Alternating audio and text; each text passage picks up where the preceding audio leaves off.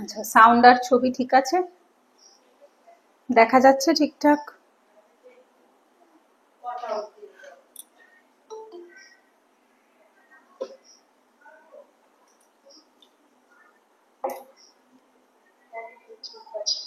আচ্ছা, ঠিক আছে।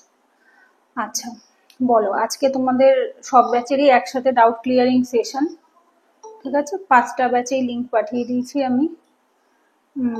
তোমাদের যার যার যা কোশ্চেন আছে পরপর বলতে পারো বা হাত তুলতে পারো। একটা হাত তোলার অপশন আছে নিচে, দেখবে নিচে 3 ডটের ওপর ক্লিক করলে ওখানে একটা হাতের এরকম একটা সাইন দেখা যায়, তো ওটাও অন করে রাখতে পারো, অথবা ডিরেক্টলি জিজ্ঞাসাও করে নিতে পারো, কোনো অসুবিধা নেই। আচ্ছা, কে স্টার্ট করবে বলো? কার কি কোশ্চেন আছে, কি রিলেটেড কোশ্চেন? যে কোনো কিছু, ক্লাসে পড়ানো রিলেটেড হোক, ইউপিএসসি ডব্লিউবিসিএস রিলেটেড যে কোনো ডাউট হোক, কোয়ারি হোক, যেটা প্রশ্ন আছে বলবে না। একজন একজন করে বলো যার যা সমস্যা আছে, প্রশ্ন আছে।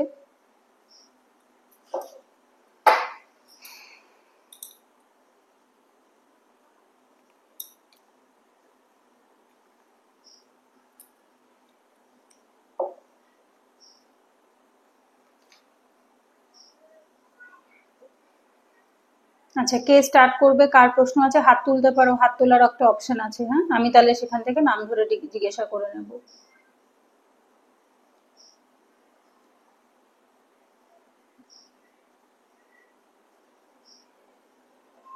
প্রিয়াঙ্কা, হ্যাঁ বলো প্রিয়াঙ্কা, কি কোশ্চেন আছে? হ্যাঁ,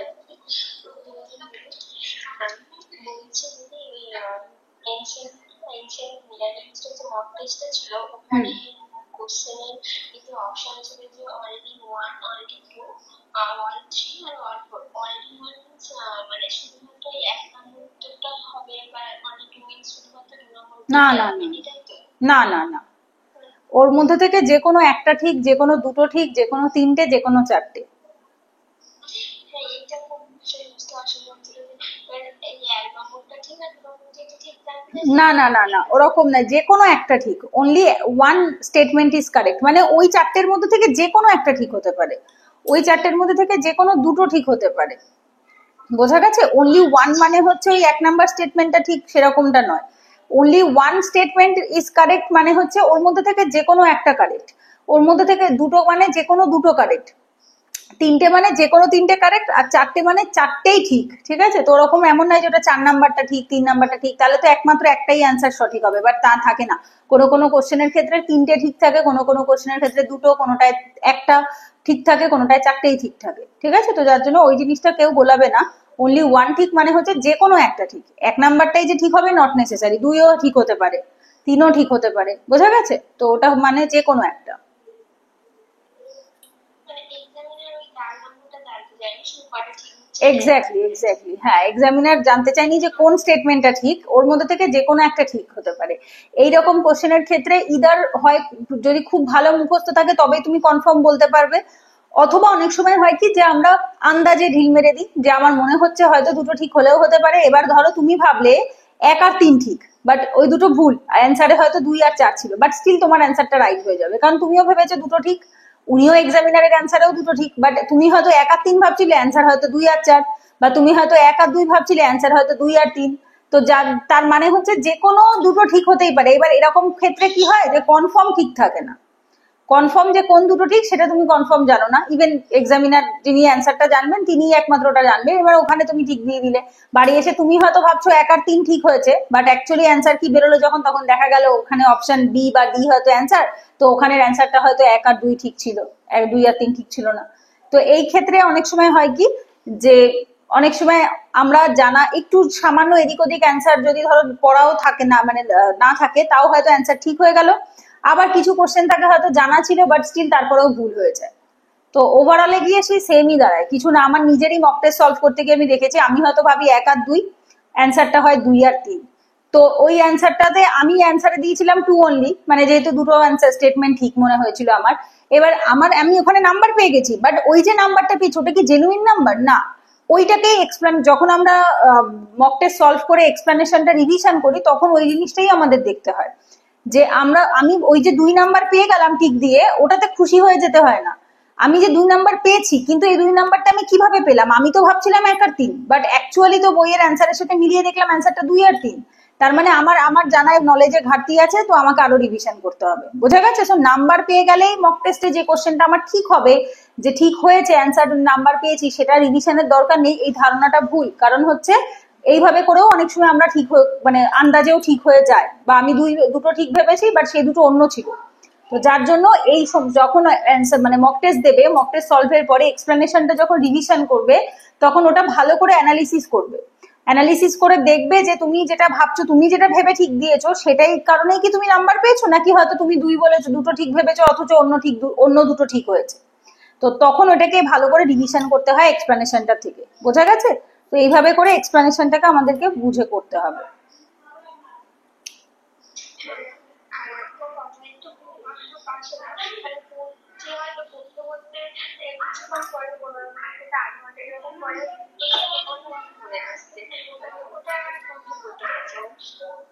হ্যাঁ, তুমি আরেকবার একটু বলো প্রিয়াঙ্কা, কথাটা কেটে কেটে গেল, বুঝতে পারলাম না পড়তে পড়তে।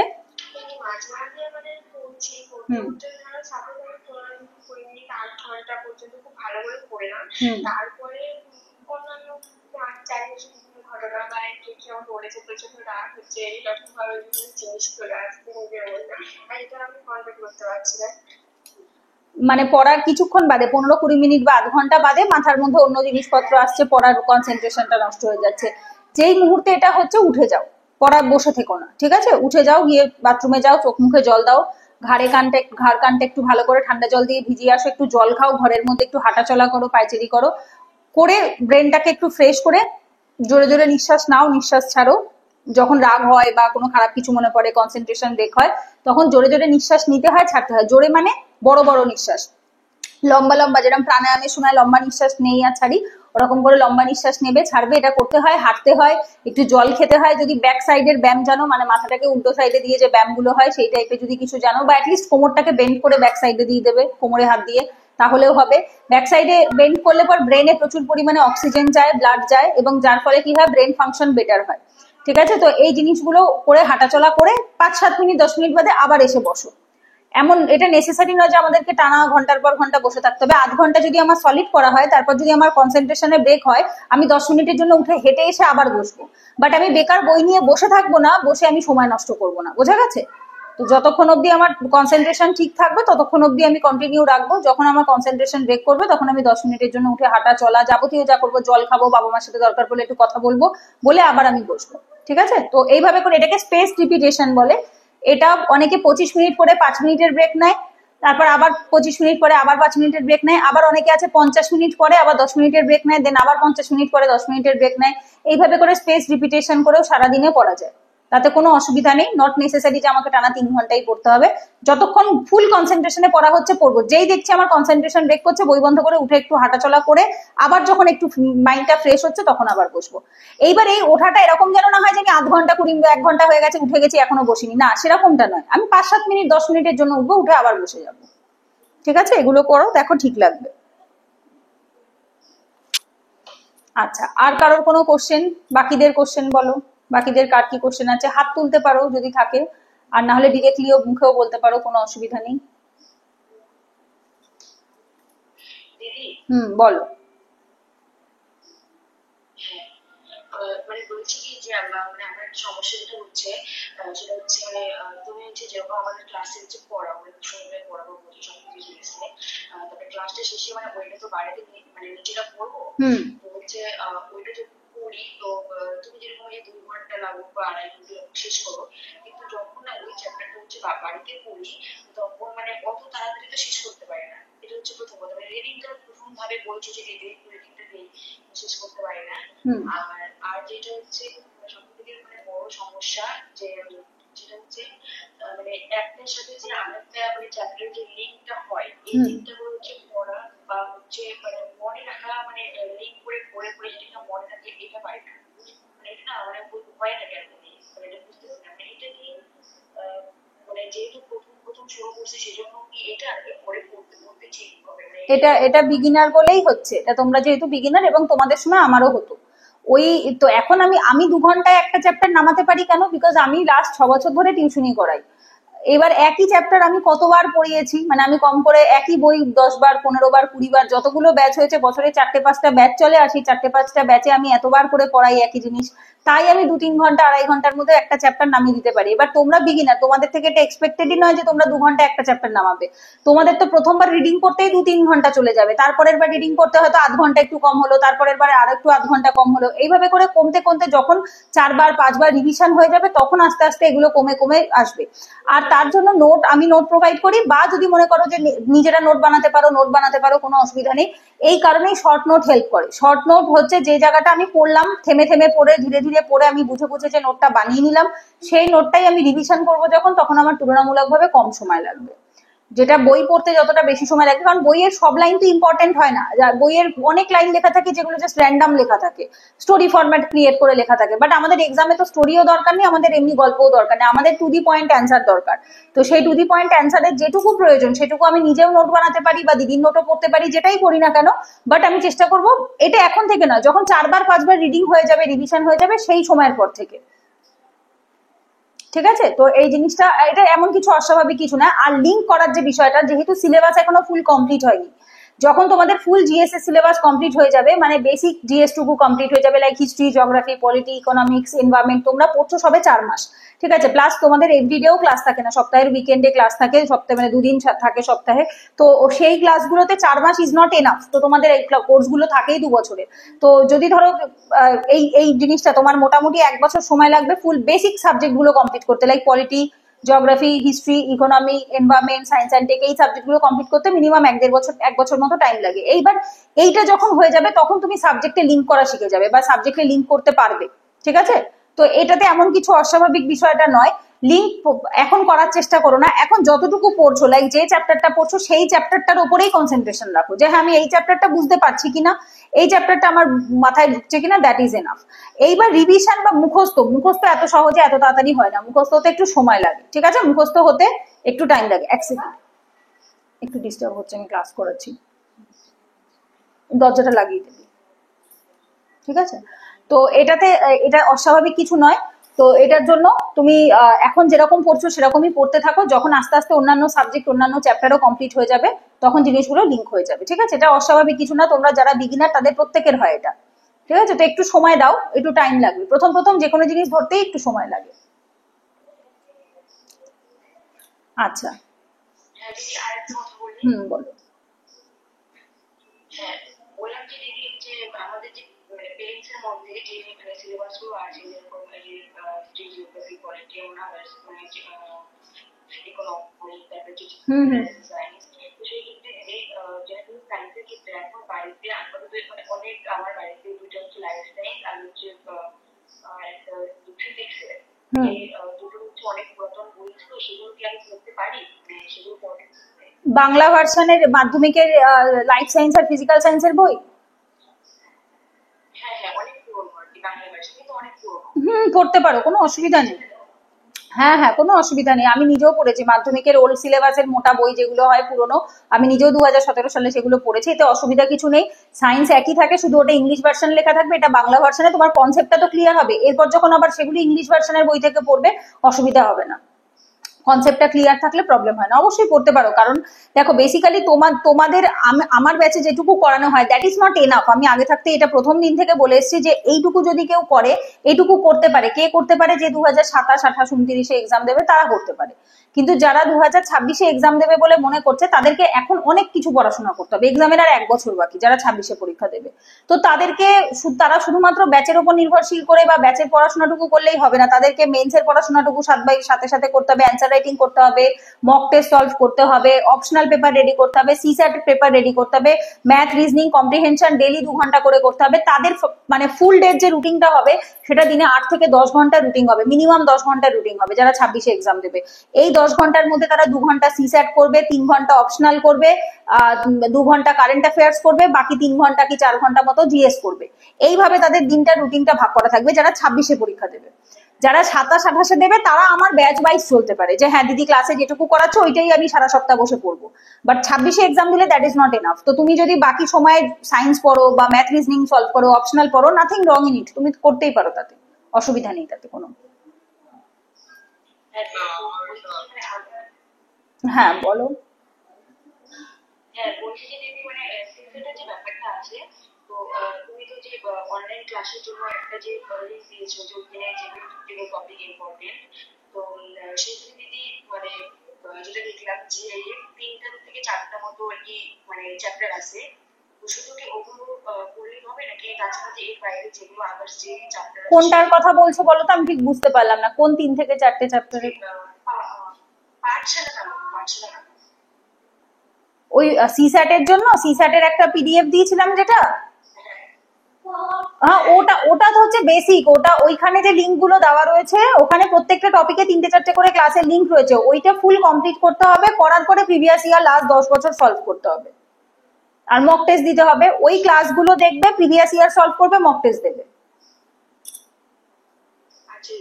তো দিদি যে বলছি যে যেরকম যে এরা আগের দিন তোমাকে জিজ্ঞাসা করছিলাম যে এপ্রিল এর জন্য যে পিওয়াইকিউ বের করার ব্যাপারে তুমি বলছো যে 2024 আর 25, হুম। এটা কি দিদি শুধুমাত্র কি জিএসের ক্ষেত্রে, আর যদি সিসেটেরটা যদি যে পিওয়াইকিউ যেমন পিওয়াইকিউ আমার মানে বইটা আর কি এখন দেওয়া হয়নি, সেক্ষেত্রে আমি তাহলে সিস্যাট হলে তোমাকে পুরোটাই প্রিন্ট আউট করতে হবে। সিস্যাট হলে পুরোটাই প্রিন্ট আউট করতে হবে। যেহেতু বলছো বই নেই, তো সেহেতু সিস্যাট এর ম্যাথ রিজনিং পুরোটা ধরে যে কোশ্চেনের যে পিডিএফটা রয়েছে ওই অ্যাপসটার থেকে ওই কোশ্চেন গুলো প্রিন্ট আউট করে ওখান থেকেই সলভ করতে হবে। ঠিক আছে, ওখান থেকে সলভ করে নেবে। আচ্ছা সেটা কি বিগত 10 বছরের বের করতে হবে? হ্যাঁ, 10 বছরের। 10 বছর ইজ মোর দ্যান এনাফ। 2025 সাল থেকে পেয়ে যাবে। 25-এই এক্সাম হবে, 1 মাস বাদেই এক্সাম রয়েছে সামনেই। 1 মাসও নেই, আর এই মে মাসের লাস্ট রবিবারে এক্সাম, 25 তারিখ বোধ হয়। তো 20 দিন বাদেই পরীক্ষা। তো এক্সামে যে মানে কোশ্চেনটা হয়ে গেলে পর যে কোশ্চেনটা বেরিয়ে যাবে, সেই 25 থেকে মোটামুটি 2015-16 সাল, 16 থেকে 25-এর কোশ্চেন প্রিন্ট আউট করলেই এনাফ। ঠিক আছে, সেগুলো সলভ করবে। দিদি যা বলছিলাম যে মানে তুমি যেরকম বলছো যে 26-এর মানে যে সিরিজটা হবে, যে সিরিজের আগে হচ্ছে টেন্থের সিলেবাস আর মেন্সের আগে হচ্ছে ম্যাথের সিলেবাসটা হচ্ছে শেষ করবে। হুম। তো দিদি সেই ক্ষেত্রে মানে যদি হচ্ছে এই যেগুলো তুমি শেষ করবো এই এখন থেকে যদি তোমার স্বাচ্ছন্দ্য পরিস্থিতি আমি ঠিকঠাক মতো যদি যেগুলো পড়াচ্ছ ওগুলো যদি ভালো করে পড়ি, ফিজিক্সের সময় আগে থেকে যদি ফিজিক্সের পড়াটা বা মেন্সের আগে যেরকম হচ্ছে মেন্সটা যা যা আছে কমপ্লিট করে দিবে, তো সেই ক্ষেত্রে স্টেপ বাই স্টেপ যদি এগোতে তাহলে তারা তো মানে যদি 26-এ কি হুম। তাহলে কি ঠিক হবে? তাহলে তোমাকে সাথে ওই যে অপশনাল পেপার ফুল রেডি থাকতে হবে। কারণ তাহলে তোমাকে প্রিলিমস এর পড়া তুমি অপশনাল পড়ার মতো সেরকম সুযোগ পাবে না। এক হাতে গোনা তুমি পার ডে 2 ঘন্টা রিভিশনের সময় পাবে। অপশনাল পেপার ফুললি রেডি করে রাখতে হবে। যদি তোমার মনে হয় তুমি মেন্সের সিলেবাস এখন কিছু করবে না, পরে প্রিলিমস এর পরে করে রাখবে বা করবে, তাহলে সেক্ষেত্রে অপশনাল পেপার রেডি রাখতে হবে, সিস্যাট পেপার রেডি রাখতে হবে, অ্যান্সার রাইটিং রেডি রাখতে হবে। যেগুলো লোকে প্রিলিমস এর পরে করে সেইগুলো তখন তোমাকে মানে সেগুলো তোমাকে প্রিলিমস এর আগে করে রাখতে হবে। আর তখন তুমি পরে এথিক্স পেপার বা জিএস 1, 2, 3-র মধ্যে যে সাব টপিক গুলো রয়েছে সেগুলো কমপ্লিট করতে পারবে। তোমাদের ব্যাচ জানুয়ারিতে শুরু হয়েছে, তোমাদেরটা মোটামুটি ফেব্রুয়ারি মার্চ মাসের মধ্যে প্রিলিমস হয়ে যাবে। মার্চ মাসের মধ্যে প্রিলিমসের সিলেবাস কমপ্লিট হয়ে যাবে। দেন এপ্রিল, মে, জুন, জুলাইয়ের মধ্যে মেন্সের সিলেবাস। 3 মাস লাগে মেন্সের সিলেবাস কমপ্লিট করতে, 3-4 মাস। এথিক্স পেপার ধরলে 4 মাস।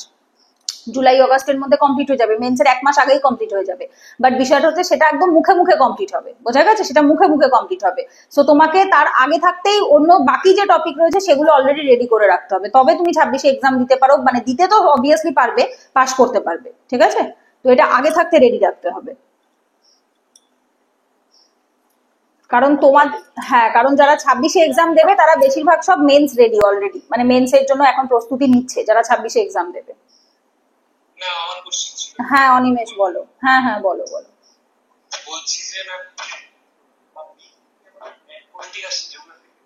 অনিমেষ কথাটা একটু কেটে যাচ্ছে, একটু ঠিক করে বলো। মাইকটা মনে হয় চাপা পড়েছে বা কিছু।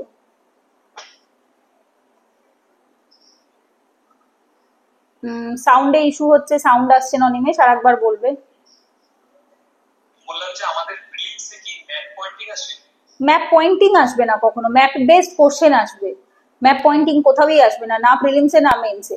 মেন্স অ্যান্সার রাইটিং এর ভেতরে ম্যাপ ড্রয়িং করে সেখানে পয়েন্ট আউট করতে হয় কোনো জিনিস, অথবা প্রিলিমস এর ক্ষেত্রে জিজ্ঞেস করবে যে অমুক জায়গা থেকে অমুক জায়গা যাব, কতগুলো স্টেট পড়বে, বর্ডারিং কান্ট্রি কি, বর্ডারিং স্টেট কোন কোনগুলো, বর্ডারিং নেশন কোনগুলো, বর্ডারিং ওয়াটার বডি কি কি আছে অল ওভার ওয়ার্ল্ডে, বা ধরো অমুক দেশে কু দেখা অনেকদিন ধরে কু হচ্ছে, কোন কোন জায়গায় কু হয়েছে, বা হচ্ছে তোমার ড্রাই লেক কোথায় রয়েছে, পিঙ্ক লেক কোথায় রয়েছে, এই ধরনের টাইপের কোশ্চেন আসে। Location based question, map pointing আসে না কোনো এক্সামে, ঠিক আছে? ম্যাপ পয়েন্টিং কোথাও আসবে না, লোকেশন বেসড কোশ্চেন আসবে। সো লোকেশন বেসড কোশ্চেনের জন্যই আমরা ম্যাপ সলভ করে থাকি। আচ্ছা আচ্ছা আচ্ছা। মানে ওয়ার্ল্ডের ম্যাপ থেকেও আসবে প্লাস আমাদের ইন্ডিয়া। একদম একদম। জিওগ্রাফির শুরু, আচ্ছা জিওগ্রাফির পিডিএফটা আমি দিয়েছিলাম প্রিভিয়াস ইয়ার কোশ্চেনের গ্রুপে। হ্যাঁ হ্যাঁ। দিয়েছি, আমার খেয়াল পড়ছে না। মডার্ন হিস্ট্রিটা তো আমার কাছে ছিল না, আমি একটা এমসিকিউ দিয়েছিলাম। জিওগ্রাফির পিওয়াইকিউ এক্সপ্লানেশন শুদ্ধ এরকম কোনো পিডিএফ দিয়েছি? অ্যানশিয়েন্ট মিডাইভেলে যেরকম দিয়েছি এক্সপ্লেনেশন কোথায় দেওয়া নেই? এক্সপ্লানেশন যেমন অ্যানশিয়েন্ট মিডাইভেলে দেওয়া আছে একটা, ওরকম কি জিওগ্রাফির দেওয়া আছে? না, ওটা মনে হয় দেওয়া নেই। আমাকে এই ক্লাসটা হয়ে যাওয়ার পরে গ্রুপে একটু মনে করাবে, ঠিক আছে? যে দিদি জিওগ্রাফির পিওয়াইকিউ এক্সপ্লানেশন শুদ্ধ পিডিএফটা পাঠাবে, আমি পাঠিয়ে দেবো। একটা ম্যাপ আছে, ওই ম্যাপ দিয়েছিল জিওগ্রাফি। হ্যাঁ, ওটা ওটা এমনি নোটটা, ওটা সব ব্যাচেই ফাউন্ডেশন কোর্সের সব ব্যাচেই যে জিএস এর নোট দেওয়া হয় ওটা না। একটা পিওয়াইকিউ এর এক্সপ্লানেশন শুদ্ধ একটা পিডিএফ থাকে, যেমন অ্যানশিয়েন্ট মিডাইভেলে দিয়েছো ওরকমই। ওইটা আমাকে একটু মনে করাবে, আমি পাঠিয়ে দেবো। ওটা প্রিন্ট আউট বার করে নেবে, ওখানে ম্যাপ বেসড কোশ্চেন গুলো আলাদা করে থাকে, ঠিক আছে? ওখানে ম্যাপ বেসড কোশ্চেন গুলো যে যে মানে টপিক ওয়াইজ স্যাগ্রেগেট করা থাকবে, তো যেগুলো ম্যাপের কোশ্চেন থাকবে সেগুলো ওখানে দেওয়া থাকবে। তো ওখান থেকে তোমরা প্রিভিয়াস ইয়ার কোশ্চেন দেখলেই বুঝতে পারবে যে কিভাবে ম্যাপের কোশ্চেন আসছে।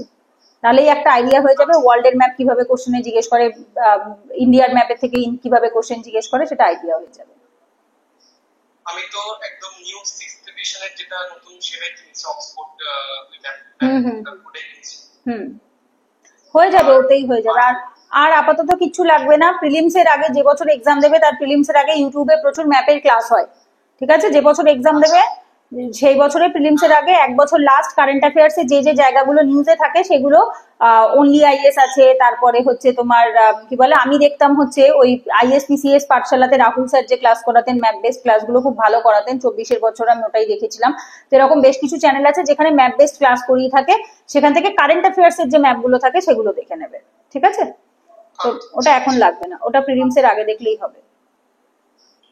আর মানে আমাদের যে কারেন্ট অ্যাফেয়ার্স মেইনলি কোথা থেকে পড়া হচ্ছে? আমাদের তো ইউপিএসসি তে আর এখন ডব্লিউবিসিএস এর ডেসক্রিপটিভ সব সেম এখন আর আলাদা কারেন্ট অ্যাফেয়ার্স সোর্স নেই। ভিশন আইএস এর মান্থলি ম্যাগাজিন, যারা হিন্দু ডেলি পড়ছে তো পড়তেই পারে, নোট বানাবার দরকার নেই। হিন্দু ডেলি পড়ো, পড়ার জন্য ঠিক আছে, বা ইউটিউব থেকে ভিডিও দেখো, হিন্দুর অ্যানালিসিস এর অনেক ইউটিউব চ্যানেলে ভিডিও আছে। কিন্তু মানে রিভিশনের জন্য যেটা, সেটা হচ্ছে ভিশন আইএস এর মান্থলি ম্যাগাজিন, এবং ওখান থেকে শর্ট নোট বার করে নিতে হবে। শর্ট নোট বার করে নেওয়া মানে কিন্তু আবার ওটাকে টাইপ করে লেখা নয়, হ্যাঁ লেখা নয়। কালার দুটো ডিফারেন্ট কালার ইউজ করতে হবে, লাইক ধরো ব্লু কালারটা প্রিলিমস এর জন্য, ব্ল্যাক কালারটা মেন্স এর জন্য, এইভাবে করে দুটো ডিফারেন্ট পেন ইউজ করবে। যে জায়গাটা পড়ে মনে হবে যে এটা প্রিলিমস ওরিয়েন্টেড ফ্যাকচুয়াল হতে পারে, সেটাকে আমি ব্লু কালার দিয়ে এরকম দাগিয়ে রাখলাম, আন্ডারলাইন করে রাখলাম। আর যেটা ধরো way forward, solution, suggestion, best practice, এই টাইপের যে ডেসক্রিপটিভ জিনিসগুলো লেখা থাকে মান্থলি ম্যাগাজিনে, সেগুলোর পাশে নীল কালার দিয়ে মেন্স লিখে রাখলাম। সো আমাকে প্রিলিমস এর আগে এই জায়গাগুলো রিভিশন করতে হবে, মেন্স এর আগে এই জায়গাগুলো রিভিশন করতে হবে।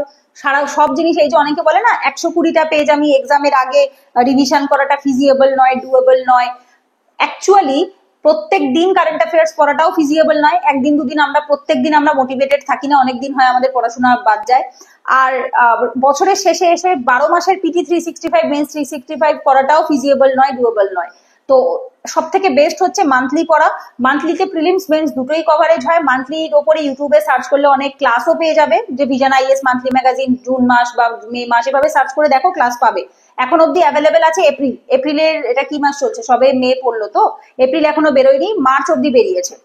এপ্রিলেরটা মে মাসের 20 তারিখের পর বেরোবে, প্রত্যেকটা পরের মাসের 20 তারিখের পর বেরোয়। তো ওখানে ইউটিউব থেকে যে কোনো একটা ক্লাস দেখে নেবে, তারপরে নিজের রিডিং পড়বে, ব্যাস রিডিং পড়ে যে জায়গাটুকু প্রিলিমসে সেটার পাশে পি লিখবে, যেটা মেন্সে সেটা মেন্স লিখবে, এক্সামের আগে যেটা যখন এক্সাম হবে তখন সেটা সেই পার্টিকুলার জায়গাটুকু রিভিশন করবে।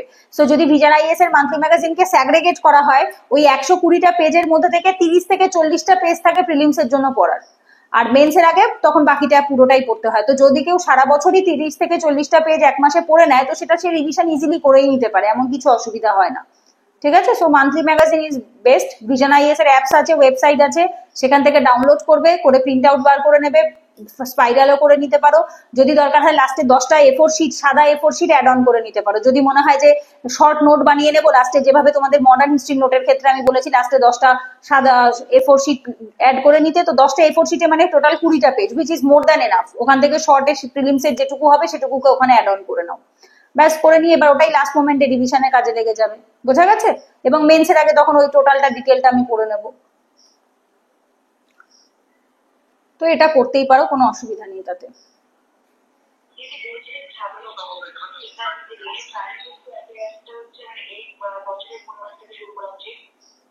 লাস্ট 12 মাস, 26-এ এক্সাম দিলে এই মে মাস থেকে, মে মাসেরটা যখন জুনের 20 তারিখে বেরোবে তার তখন থেকে স্টার্ট করতে হবে। অনিমেষ কিছু বললে? হ্যাঁ বললাম, মানে আমরা যদি এইভাবে কারেন্ট অ্যাফেয়ার্সটা পড়ি ইউপিএসসির জন্য, তাহলে অল ওভার যত এক্সাম দিব একদম একদম একদম। ভিশন আইএস এর মান্থলি ম্যাগাজিন আর হিন্দুর অ্যানালিসিস যদি কেউ ইউটিউব থেকে দেখে, না পড়লেও চলবে, যদি পড়তে পারো খুব ভালো, যদি নাও পড়তে পারো হিন্দুর অ্যানালিসিস যদি ইউটিউব ভিডিও থেকে দেখে নাও। আমি অনলি আইএস এ সুমিত স্যারেরটাই দেখতাম, তো যদি দেখে নাও আর তার সাথে ভিশনের মান্থলি ম্যাগাজিনটা ভালো করে যদি রিভিশন করে নাও, which is more than enough for every exam. প্রত্যেকটা এক্সামের জন্যই যথেষ্ট, এর চেয়ে বেশি লাগে না। তার মানে আমি তো এক্সাম দেওয়ার মোটামুটি 7-8 এসেছে, তাহলে আমি 26 একটা রিভিশন দেবো, মানে 26 এর কারেন্ট অ্যাফেয়ার্স গুলো। হ্যাঁ, তুমি 26-এর মে মাস থেকে পড়া শুরু করবে। যারা 27-এ এক্সাম দেবে তারা 26-এর মে মাস থেকে পড়া স্টার্ট করবে, লাস্ট 12 মাসেরটা। মেন্সের আগে মোটামুটি 1.5 বছর হয়ে যায়, বাট প্রিলিমসের আগে 12 মাস করলেই হবে। আচ্ছা, আর যাদের কোশ্চেন আছে হাত তুলে দেবে। হ্যাঁ, হাত তোলার একটা অপশন আছে, ওটা চেপে রাখবে, তাহলে আমি নেক্সট তোমাদের কোশ্চেনে যাব। হ্যাঁ, আমি বললাম আরেকটা কথা ছিল, মানে আমার কাছেও ওরকম মানে 9-10 এর পুরনো সিলেবাস, মানে 2007-8 পর্যন্ত যে সিলেবাসটা ছিল ওই সিলেবাসে দুটো ফিজিক্যাল সায়েন্সের লাইসেন্স হয়েছে, তাহলে আমি তো সেগুলো পড়তে পারি না। একদম, সময় থাকলে 100 বার পড়তে পারো, কোনো অসুবিধা নেই। Life science, physical science basic concept clear করে রাখতে তো ক্ষতি নেই। পরীক্ষায় সিলেবাসে এখন নেই সেরকম জিজ্ঞেস করে না, বাট টেকনোলজি পোর্শনটাতে তো অবশ্যই লাগে, বিকজ বায়োলজি যদি কেউ না বোঝে সে বায়োটেকনোলজিও বুঝবে না। সেল কি জিনিস না বুঝলে সে সেলের মডিফিকেশন, জেনেটিক ইঞ্জিনিয়ারিং ও বুঝবে না। সো বেসিক আইডিয়া লাগবেই। ন্যানো টেকনোলজি, স্পেস টেকনোলজি বোঝার জন্য ফিজিক্স কেমিস্ট্রি বুঝতে হবে, ফুড কেমিস্ট্রি বোঝার জন্য কেমিস্ট্রি বুঝতে হবে। তো বেসিক আইডিয়াটুকু, হেলথ, ডিজিজ, নিউট্রিশন, এগুলো তো সিলেবাসে আছেই। তো এগুলো বোঝার জন্য তাকে বেসিক স্ট্যাটিক অংশটুকু পড়তেই হবে। তো সুতরাং এখন থেকে যদি বই বাড়িতে থাকে 100 বার পড়তে পারো, কোনো অসুবিধা নেই। আর ম্যাম যেহেতু আমার কলেজের এক্সাম, মানে এখন তো আমার কলেজে আর 1 মাস বাকি, আমার জুন থেকে এক্সাম ক্লাস 7, তো আমি ওইটারই পড়ছি, মানে ফুল ফ্লেজে আর কি কম্পিটিটিভ এক্সামের জন্য পড়া হচ্ছে না, দরকারও নেই, ফাইনাল ইয়ারে দরকার নেই। ফাইনাল ইয়ারে এক্সামটা দিয়ে তারপর ফুল ফ্লেজেড পড়বে। হ্যাঁ, ওই জন্য নালে আমি সায়েন্স আর কি সব কিছু বাড়িতে একটু পড়া যায়, যেহেতু আমি এক্সাম দিচ্ছি তাই জন্য আমি এক্সামটা শেষ করে তারপরে। একদম একদম। এখন অতিরিক্ত প্রেশার নিতে গিয়ে কলেজের এক্সাম খারাপ করে কোনো লাভ নেই। আমার ব্যাচেরই একটি স্টুডেন্ট, আগের দিন কথা হচ্ছিল, ওর একটা সাপ্লি ছিল একটা পেপারে বোধহয়, তো সেই সাপ্লিটা 3 বছর বসেও কিছুতেই, first year, second year, third ইয়ারে বসেও আলটিমেটলি কিছুতেই কাটিয়ে উঠতে পারেনি, যার ফলে অনার্স করেছে যে সাবজেক্টে, বোধহয় ইংলিশ অনার্স করেছে, আর সাপ্লিটা ছিল মনে হয় কোনো একটা পেপারেরই, ফার্স্ট ইয়ারের কোনো একটা পেপারে বোধহয় সাপ্লি গেছিল। ছেলেটির 3 বছরের অনার্স পুরো বেকার নষ্ট হয়েছে। এখন ইউপিএসসির জন্য আবার বলছে পড়া স্টার্ট করবে, জুন মাসে যে নতুন ব্যাচটা হবে সেখানে জয়েন করবে বলছে। তোমাদের জানুয়ারি মাসে ভর্তিও হয়েছিল, 2 মাস না 1 মাস মতো ক্লাসও করেছিল, করার পরে এই সমস্ত ঝামেলার কারণে ছেলেটি আর পড়তে পারেনি, এবং আবার নতুন করে ওকে গ্রাজুয়েশন করতে হবে। বলছে যে দিদি আমি ইগনুর থেকে ওই মানে লাস্ট 3 বছর যে ইংলিশ অনার্স করেছে পুরো ফেলানি গেল, পুরো নষ্ট হলো। ছেলেটির 26-এ ইউপিএসসি তে বসার কথা ছিল, বাট এখন আবার এই 25 থেকে বোধহয় জুলাই মাসের সেশন থেকে বোধহয় ইগনুতে বা কিছুতে আবার ভর্তি হবে, হয়ে 4 বছর বাদে 2029 সালে পরীক্ষা দেবে। এর থেকে প্যাথেটিক আর কি হতে পারে? 3 বছরের ইংলিশ অনার্স নিয়ে গ্রাজুয়েশন করে একটা পেপারের সাপ্লি 3 বছরেও যেহেতু কাটাতে পারেনি, আলটিমেটলি 3 বারের বেশি একবার পরীক্ষায় বসা যায় না একটা পেপারে, ব্যাস। তো সেটাও আর সম্ভব না, প্লাস নতুন সিলেবাসও এসে গেছে, 2025 থেকে সিলেবাসও বদলে গেছে, পুরোনো ওল্ড সিলেবাসের স্টুডেন্টরা নতুন সিলেবাসে এক্সাম দিতে পারবে না।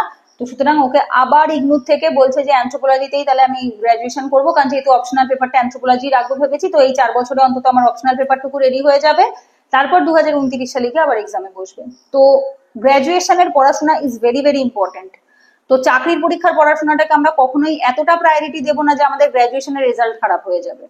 এই কথাটা আমি একবার নয়, আমি বহু বছর ধরে ভিডিও করে করে বলতে বলতে আমি হাঁপিয়ে গেছি। সব সময় ফার্স্ট প্রায়োরিটি একাডেমিক পড়াশোনা, স্কুল কলেজের পড়াশোনা ফার্স্ট প্রায়োরিটি। এটা যদি ঠিক না হয়, তুমি যতই চাকরির পরীক্ষার জন্য পড়াশোনা করো না কেন, কোনো লাভ হবে না, ঠিক আছে? তো সুতরাং ফার্স্ট প্রায়োরিটি একদম এখন কোনো কিছু ভাববে না, যাদের ফাইনাল ইয়ার জুন মাসে এক্সাম তারা এখন ডেডিকেটেডলি কলেজের পড়াশোনা করবে, এক্সাম কমপ্লিট হবে জুলাই মাস থেকে আবার চাকরির জন্য পড়বে। ঠিক আছে, সো এটা নিয়ে একদম কোনো গিল্ট ফিলিং এর কোনো ব্যাপার নেই, একদম ডেডিকেটেডলি কলেজের জন্যই পড়ো, ক্লাসটুকু দেখে রাখো, দ্যাটস এনাফ। এক্সামের 1 মাস আগে সেটাও বন্ধ রাখবে, দরকার হলে পরের মাস থেকে একটু বেশি পড়ে নেবে, তাও ঠিক আছে। আচ্ছা, ওটাই আমার কনফিউশন ছিল, ওই জন্য তোমাকে জিজ্ঞাসা করলাম কি করা যায়। না, কোনো কনফিউশনের কোনো জায়গাই নেই, একদম যা করছো ঠিকই আছে, এখন কলেজের পড়াতেই কনসেন্ট্রেট করো। আচ্ছা, আচ্ছা বলো, নেক্সট কোশ্চেন কার?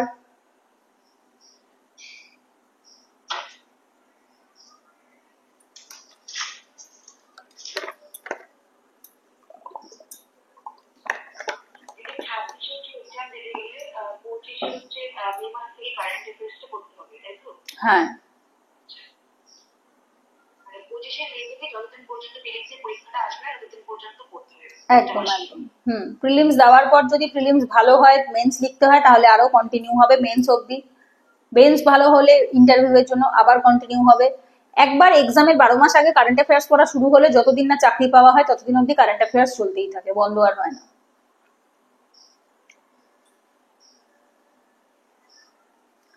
আচ্ছা, আর কারোর কোনো কোশ্চেন বলো, বাকিদের কি কোশ্চেন আছে? দিদি আমার একটা প্রশ্ন ছিল। হ্যাঁ হ্যাঁ বলো। প্রথমে হচ্ছে আমি এবার 4th সেমে হিস্ট্রি অনার্স নিয়ে পড়ছি, তো আমাদের 4 বছরের গ্রাজুয়েশন। আকাশ কি দাস না সিংহ না রয়, কোন আকাশ? দাস। আচ্ছা, না তোমাদেরই ব্যাচে 3 জন আকাশ আছে, ওই জন্য আমি জিজ্ঞেস করলাম। আচ্ছা বলো। তো আমি 4th সেমে পড়ছি, আমাদের 4 বছরের গ্রাজুয়েশন এই সিস্টেমে। হুম তো আমাদের সমস্যাটা আমি কোন বছর অ্যাটেম্পটা দিতে পারবো ফার্স্ট আমি ঠিক বুঝতে পারছি না। তোমার গ্রাজুয়েশন, তুমি কবে কলেজে ভর্তি হয়েছো? আমি 2023 23-এ ভর্তি হয়েছো? 24-এ? আচ্ছা আচ্ছা, 24-এ ভর্তি হয়েছো, 28-এ গিয়ে গ্রাজুয়েশন কমপ্লিট হবে, তুমি 28-এই বসতে পারবে।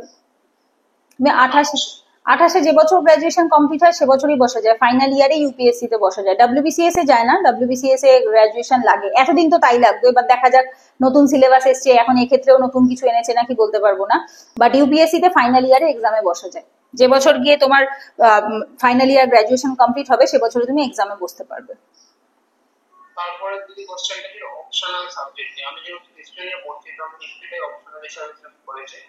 তো অপশনাল আমি যদি 2027-এও দিয়ে থাকি 3 বছরে আমাদের একটা অপশন রয়েছে গ্র্যাজুয়েশন করা, অনার্স ডিগ্রি হবে, রিসার্চের যে ডিগ্রিটা 1 বছর এক্সট্রা করলে এটা 1 বছর কমে যাবে, সেটা পাচ্ছে, কিন্তু অনার্সের ডিগ্রিটা পাচ্ছে। তো অপশনাল সাবজেক্ট হিস্ট্রি নিতে হবে, হিস্ট্রিটা কি বই পড়বো সেটা নিয়ে পড়বে। হিস্ট্রি অপশনালের বই দেখো আমি সেভাবে গাইড করতে পারবো না, বিকজ এটা যার যার অপশনাল যেটা থাকে সেই তোমায় গাইড করতে পারবে।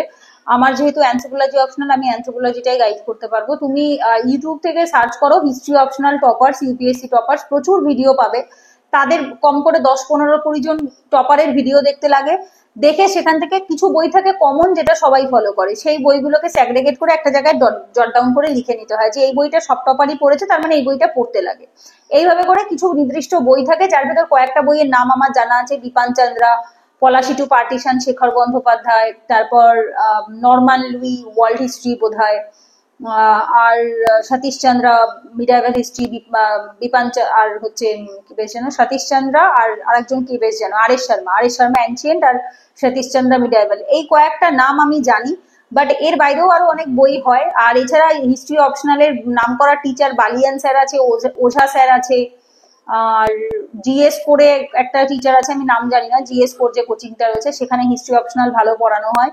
তো এরকম বেশ কিছু কোচিং আছে, বেশ কিছু টিচার আছে, এগুলো আমার টুকটাক টপার্সদের মুখে যেটুকু শোনা, বাট আমার নিজের পার্সোনালি খুব একটা এক্সপিরিয়েন্স বা আইডিয়া নেই। তুমি ইউটিউবে সার্চ করো হিস্ট্রি অপশনাল দিয়ে, ইউপিএসসি টপার্স ভিডিও দিয়ে, তুমি সেখান থেকে 10টা ভিডিও মিনিমাম দেখো, দেখে তারা যে বুক লিস্টটা বলছে, সোর্সটা বলছে, স্ট্র্যাটেজি বলছে, সেগুলোকে একটা জায়গায় লিখে নাও। তার ভেতরে কিছু জিনিস থাকবে কমন, যেটা সবাই ফলো করেছে, ওই কমন জিনিসটা সবার আগে ফলো করতে হয়, কমনটা সবার আগে ফলো করতে হয়, তার মানে এটা যখন সবাই করেছে এবং সবাই এটা করে পাস করেছে, দ্যাট মিনস আমাকেও এটা করতে হবে। এরপরে যেটা এক্সট্রা থাকে দ্যাট ইজ ভ্যালু অ্যাডিশন। যেমন ধরো আমাদের অ্যানথ্রোপোলজি অপশনে বিবেক ভাসনে স্যারের বইটা হচ্ছে কমন বই, সবাই পড়ে, সব অ্যানথ্রোপোলজি অপশনালের টিচার বলছি অ্যাসপিরেন্টরা পড়ে। তো তো এটা হচ্ছে কমন, এটা আমরা সবাই করি। তারপর এক্সট্রা যা যা করি, যে যা বই পড়ি, সেটা হচ্ছে তার ভ্যালু এডিশন, ঠিক আছে? তো এইরকম ভাবে যেমন লক্ষ্মীকান্ত হচ্ছে কমন, সবাই পড়বে, স্পেকট্রাম কমন, বাট তারপরে এক্সট্রা যে যেটা করবে সেটাতে সে এক্সট্রা নাম্বার পাবে। তো এই বেসিক কমন জিনিসগুলো যে হিস্ট্রি অপশনালে কি কি আছে সেগুলোকে একটা জায়গায় লেখো, লিখে তারপর সেই অনুসারে পড়া স্টার্ট করো। বাট নট নেসেসারি তোমার এত বেশি এফোর্ট দিতে হবে না, বিকজ যেহেতু তোমার অলরেডি এটা গ্র্যাজুয়েশনের সাবজেক্ট, গ্র্যাজুয়েশনে পড়াশোনা করছো, তো 4 বছর একটা সাবজেক্ট পড়লে পরে তার বেসিক বই সাবজেক্ট সম্পর্কে যথেষ্ট নলেজ, আইডিয়া সব থাকে। তো তখন তোমার কাজ হবে প্রিভিয়াস ইয়ার কোশ্চেন সলভ করা। হিস্ট্রি অপশনালের previous year question print out বার করে নাও, নিয়ে লেখার চেষ্টা করো যে দেখো তোমার গ্র্যাজুয়েশনের নলেজ থেকে তুমি লিখতে পারছো কিনা। তাহলে তুমি বুঝতে পারবে যে তোমার গ্র্যাজুয়েশনের সিলেবাস আর অপশনালের সিলেবাস সেম কিনা, গ্র্যাজুয়েশনের প্রিভিয়াস ইয়ার কোশ্চেন এবং অপশনালের প্রিভিয়াস ইয়ার কোশ্চেন সেম টাইপের কিনা, বা ওই নলেজ দিয়ে ওটা লেখা যাচ্ছে কিনা। যদি লেখা যায় তাহলে খুবই ভালো, তাহলে বই কম কিনলেও হবে। আর যদি লেখা না যায় তাহলে আরেকটু কিছু বই রেফার করতে হবে। বোঝা গেছে? সো আগে তুমি প্রিভিয়াস ইয়ার কোশ্চেন আর সিলেবাস এই দুটো দেখো।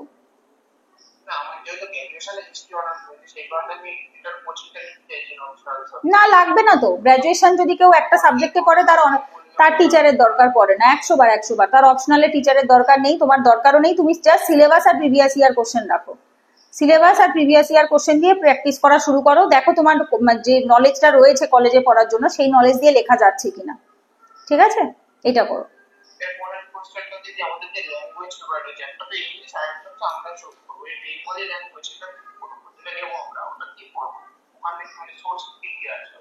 ওটার প্রিভিয়াস ইউপিএসসির ক্ষেত্রে জিজ্ঞেস করছো তো?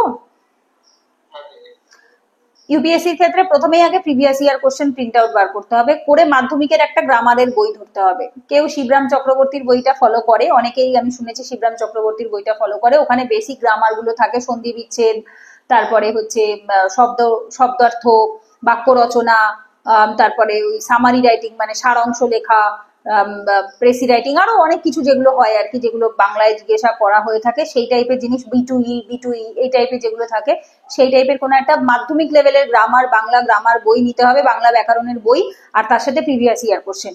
প্রিভিয়াস ইয়ার লাস্ট 5 থেকে 10 বছর, 5 বছর ইজ মোর দ্যান এনাফ। 2020, 21, 22, 23, 24, 25 এই 6 বছরের কোশ্চেন প্রিন্ট আউট করে নেবে। করার পরে ওই অ্যাপসটার থেকে, যে অ্যাপসের লিঙ্ক আমি তোমাদের গ্রুপে দিয়ে দিয়েছিলাম, একটা রেড কালারের অ্যাপস আছে, রেডের মধ্যে হোয়াইট দিয়ে লেখা অল ইউপিএসসি পেপারস। প্লে স্টোরে গিয়ে সার্চ করো অল ইউপিএসসি পেপারস, লালের মধ্যে সাদা দিয়ে লেখা। ওর ভেতরে সমস্ত কোশ্চেনের পিডিএফ পেয়ে যাবে, ওটা তোমাদের গ্রুপে লিঙ্কটা দেওয়াও আছে। ওখান থেকে সমস্ত কোশ্চেন ডাউনলোড করে নেবে, প্রিলিমসের, মেন্সের, অপশনাল পেপারে সব কোশ্চেন ওখানেই পাওয়া যায়। করে ওটা প্রিন্ট আউট বার করে নেবে, দেন প্রিন্ট আউট থেকে ওখান থেকে লেখার চেষ্টা করবে। ওখান থেকে দেখবে যে মাধ্যমিকের বইগুলোতে কি কি রয়েছে, একা একা নিজে লেখার চেষ্টা করবে। যদি কোনো টিচারের হেল্প পাও, যদি কেউ চেক করে দিতে পারে তাহলে খুব ভালো হয়। আমি নিজে খুব একটা বাংলা কোনোদিনই টিচারের হেল্প নিইনি, কারণ যেহেতু মাতৃভাষা ছিল, একটা বেসিক আইডিয়া তো ছিলই, তো সেক্ষেত্রে ওখান থেকেই হয়ে গেছে। আর নর্মাল যদি কোনো টিচার, বাড়ির লোক, গার্জিয়ান কেউ যদি গাইড করে দিতে পারে, হেল্প করতে পারে, সেখান থেকেও দেখতে পারো। কোনো এমন কিছু কঠিন নয়, কারণ ওটাতে তোমাদের নাম্বার বেশি পেতে হয় না। তোমাদের ইউপিএসসি তে 300-তে ওটাতে 75 পেতে হয়, আর ডাব্লিউবিসিএস এ বোধহয় 90 পেতে হবে, বোধহয় এরকমই, বোধহয় দেখলাম 30%, ডাব্লিউবিসিএস এ 30%, ইউপিএসসি তে 25%। তো 300-তে 90 পাওয়া, 75 পাওয়াটা এমন কোনো বড় ব্যাপার না। বাংলা মাতৃভাষা, এত বছর ধরে ছোট থেকে পড়াশোনা করে এসেছি, কিছুও যদি লিখতে না পারি, মানে অ্যাটলিস্ট ওই গ্রামার গুলো যদি সলভ করে আসি, সন্ধি বিচ্ছেদ বা হচ্ছে ওই আদার্স যেগুলো থাকে গ্রামারের পোর্শনটা, সেটাও যদি লিখে আসতে পারি, রাইটিং এর পোর্শনে যদি কমও নাম্বার পাই, তাতেও নাম্বার উঠে যাবে। ঠিক আছে? তো এমন কিছু কঠিন থাকে না। প্রিভিয়াস ইয়ার কোশ্চেন দেখো, তাতে গ্রামারের হেল্প নাও, এমনিই লিখতে পারবে। আমি নিজেও প্রিভিয়াস ইয়ার কোশ্চেনই সলভ করতাম। আমি নিজেও খুব একটা কোনোদিনও আজ অব্দি আমি কোনো বাংলা ভার্সনের জন্য বই কিনিনি, প্রিভিয়াস ইয়ার কোশ্চেন লিখে সলভ করেছি, তাতেই নাম্বার অনেক, এমনিই নাম্বার উঠে যায়। কারণ বাকি যে সন্ধি বিচ্ছেদ গুলো বা এই জিনিসগুলো যেগুলো আমরা মাধ্যমিক, উচ্চ মাধ্যমিকে করেছি, আর আমার এমনিতেও ইংলিশ অনার্সের সাথে ব্যাকগ্রাউন্ডে বাংলা ছিল, মানে সেকেন্ড ইয়ার অব্দি পাশে বাংলা ছিল, তো যার জন্য বাংলা আমার অতটা অসুবিধা হতো না, যার জন্য আমি বই খুব একটা রেফার করিনি। বাট আমি অনেককে শুনেছি ওই বইটা রেফার করে, সেই কারণে আমি বইগুলোর নাম বললাম। বাট আমি নিজে পার্সোনালি কখনো বই রেফার করিনি। প্রিভিয়াস ইয়ার সলভ করলেই হয়ে যায় এটা, কারণ ওই 75 বা 90 পাওয়াটা এমন কোনো খুব বেশি বড় ব্যাপার নয় 300-তে। বলো।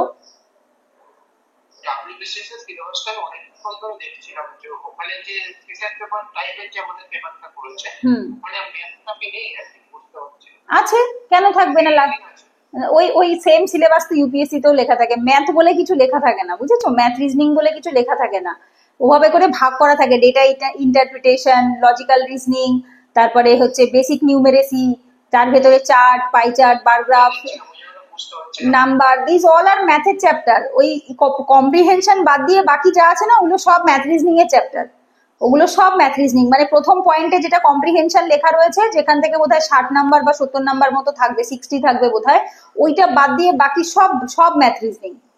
ঠিক আছে, বাকি সব ম্যাথ রিজনিং রয়েছে। তারপরে দিদি আরেকটা কোশ্চেন, যে আমি প্রথমে এডিশনাল আর মিডিয়ামের ক্লাসগুলো করেছিলাম, আমার জিওগ্রাফির ক্লাসটা করছি, মডার্ন হিস্ট্রি আমার অনেকগুলো ক্লাস গ্যাপ পড়ে আছে, হুম আমি করতে পারিনি, পরীক্ষা ছিল আর 1 মাস আমার একটু সমস্যা ছিল, হুম তো আমি এই ক্লাসগুলো এখন শুরু করেছি। তো দিদি তুমি যে অ্যান্সার ওয়ান শিখতে দিয়েছিল, ওগুলো যদি লিখে আসতে হবে, যদি পাঠাই দেখে দেবে? হ্যাঁ, কেন দেবো না, গ্রুপে পাঠিয়ে দেবে, কোনো অসুবিধা নেই, পিডিএফ করে গ্রুপে পাঠিয়ে দেবে। যার জবে লেখা হবে, সে ব্যাচ 2 বছর চলবে, 2 বছরের মধ্যে যে যখন যা লিখে পাঠাবে চেক করে দেবো, কোনো অসুবিধা নেই। নট নেসেসারি যে ওই সময় লিখে দিতে হবে। বল। আমাদের কলেজে আমাদের সপ্তাহে 4 দিন মোটামুটি কলেজ থাকে, তখন যে সময় পড়াশোনা চলে, হুম হুম সবসময় তো মাঝে মাঝে বন্ধ থাকে, হুম আমাদের 6 ঘন্টার মতো আমরা টাইম দিতে পারি। সকালে ম্যাথ যেহেতু হতো, যেহেতু আমি আসতে হবে স্টুডেন্ট, হুম তো আমার এর জন্য আমি 2 ঘন্টা টাইম দিই, 2 দিন ম্যাথ, 1 দিন জিআই, এই শিডিউল করে। এই টাইম টেবিলটা যদি ম্যানেজ করে দিতে, মানে কখন কি পড়বো, কখন ইংলিশ, কখন ম্যাথ, ভালো। না, সব করার দরকার নেই, কলেজ লাইফে সব করতে যেও না, বেশি প্রেসারে কলেজের রেজাল্ট খারাপ হয়ে যাবে। কলেজ লাইফে এট এ টাইম একদিনে একটা সাবজেক্টই করবে। ধরো যেদিন তুমি ম্যাথ রিজনিং করছো সেদিন ম্যাথ রিজনিংই করো, যেদিন তুমি জিএস করছো সেদিন জিএসই পড়ো। নট নেসেসারি যে তোমাকে একদিনেই সব পড়ে ফেলতে হবে, ঠিক আছে? একটা প্রপার সেট আপ বানিয়ে নাও যে আমি সপ্তাহে 2 দিন অঙ্ক করবো, 2 দিন ইংলিশ করবো, 2 দিন জিএস করবো, এইভাবে আমি 6 দিন ভাগ করে নেবো। বোঝা গেছে? কলেজ স্টুডেন্ট যেহেতু, আর এক্সাম দিতে যেহেতু এখনো 2028 সাল, তো এখনো 3 বছর বাকি। তো 3 বছরে তোমার কোনো তাড়াহুড়া নেই, তুমি ধীরে সুস্থে সিলেবাস শেষ করে অনেক রিভিশনেরও সময় পাবে। তোমার টার্গেট থাকবে আমি এখন দিনে 2 থেকে 3 ঘন্টাও যদি দিয়ে দিই, which is more than enough. তুমি যদি চাকরির পরীক্ষার পড়াশোনাকে এই বছরটা বা পরের বছরটা দিনে 2 থেকে 3 ঘন্টা দাও, দ্যাট ইজ এনাফ, এর চেয়ে বেশি লাগবে না। খুব টেনে টুনে 4 ঘন্টা দিতে পারো, তার বেশি লাগবে না। ঠিক আছে, বেশি দরকার নেই, মানে একদিনে সব টপিক রাখতে যেও না যে একদিনেই আমি, ইভেন আমরা এত সিনিয়র হয়ে যাওয়ার পরে এখনো আমরা রাখি না।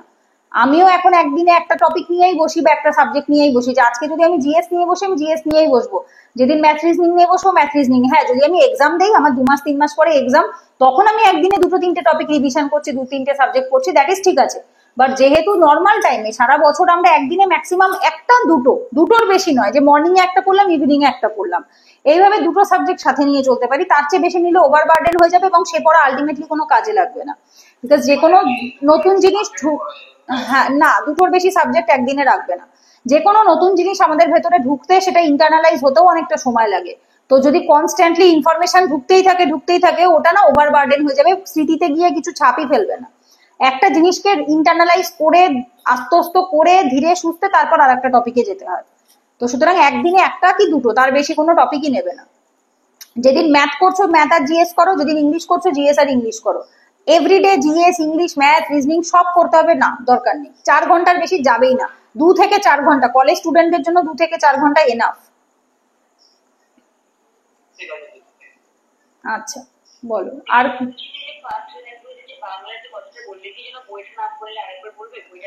শিবরাম চক্রবর্তী, খুব সম্ভবত রাইটারের নাম শিবরাম চক্রবর্তী, বইয়ের নাম বলতে পারবো না। তুমি যে কোনো কলেজ স্ট্রিট টাইপের যে বইয়ের বড় দোকান টোকান হয়, সেখানে গিয়ে বলবে মাধ্যমিকের বাংলা ব্যাকরণের বই শিবরাম চক্রবর্তী, বা অন্য কারোর পুরনো সিলেবাসের, যেখানে গ্রামারের পোর্শন থাকবে, সন্ধি বিচ্ছেদ, শব্দার্থ, বাক্য রচনা, আদার সমস্ত কিছু থাকবে, প্লাস তার সাথে অ্যান্সার রাইটিং গুলো থাকবে, সেগুলো একবার জিজ্ঞেস করবে, পেয়ে যাবে। রাইটারের নাম শিবরাম চক্রবর্তী।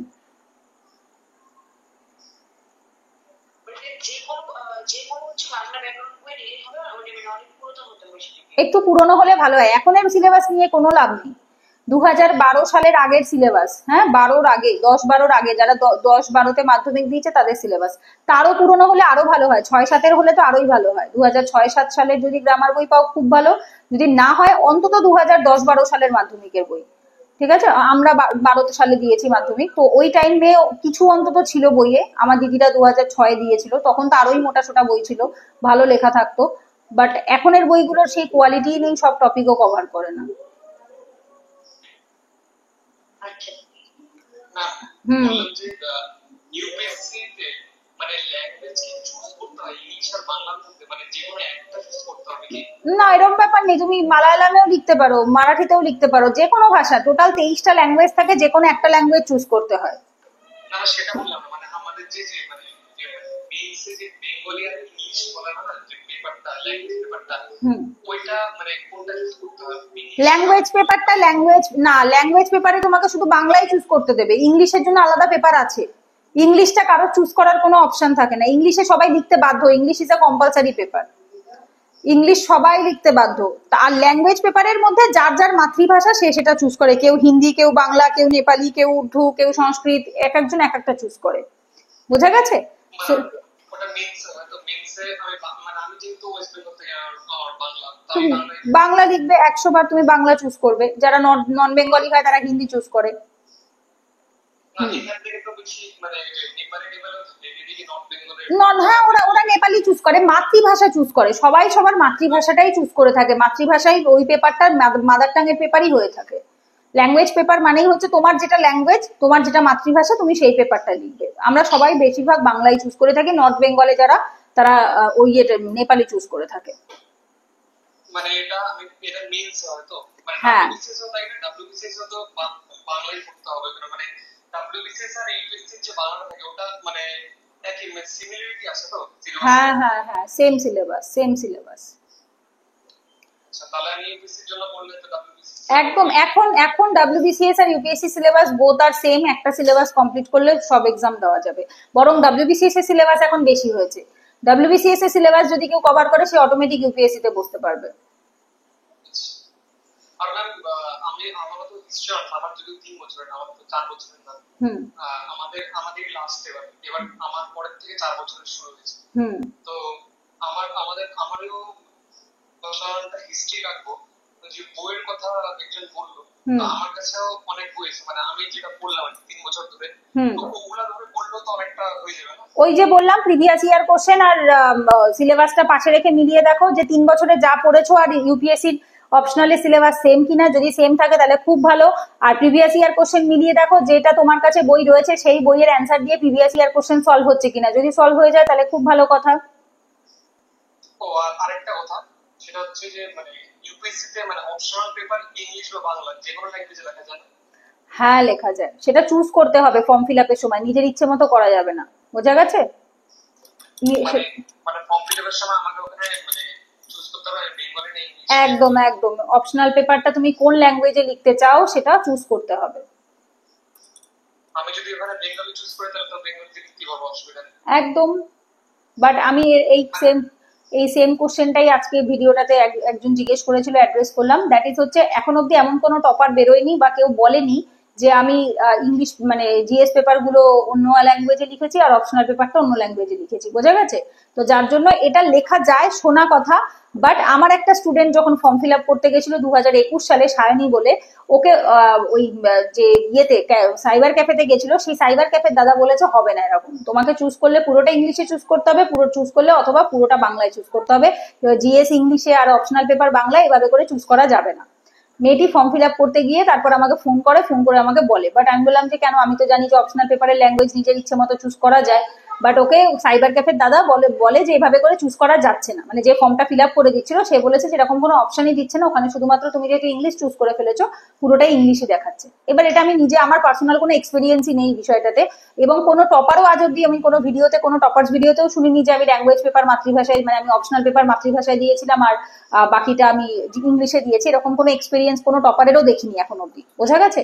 সো যার জন্য এটার কোনো রিয়েল লাইফ এক্সাম্পল কিন্তু নেই, এটা শুধুমাত্র শোনা কথা যে হয়, এটুকু আমি জানি। বাট এটা কিন্তু আমার রিয়েল লাইফ এক্সাম্পল নেই আমার কাছে কোনো। যদিও কোনো অপশন থাকে তাহলে চুজ করা যাবে। একদম একদম, যদি ফর্ম ফিল আপের সময় ওখানে অপশন দেয়, যদি ওখানে ফর্ম ফিল আপের সময় বেঙ্গলি অপশন দেয় তাহলে তুমি অবশ্যই চুজ করতে পারো। যদি ফর্ম ফিল আপের সময় অপশন না দেয় তাহলে কিন্তু চুজ করতে পারবে না। বোঝা গেছে?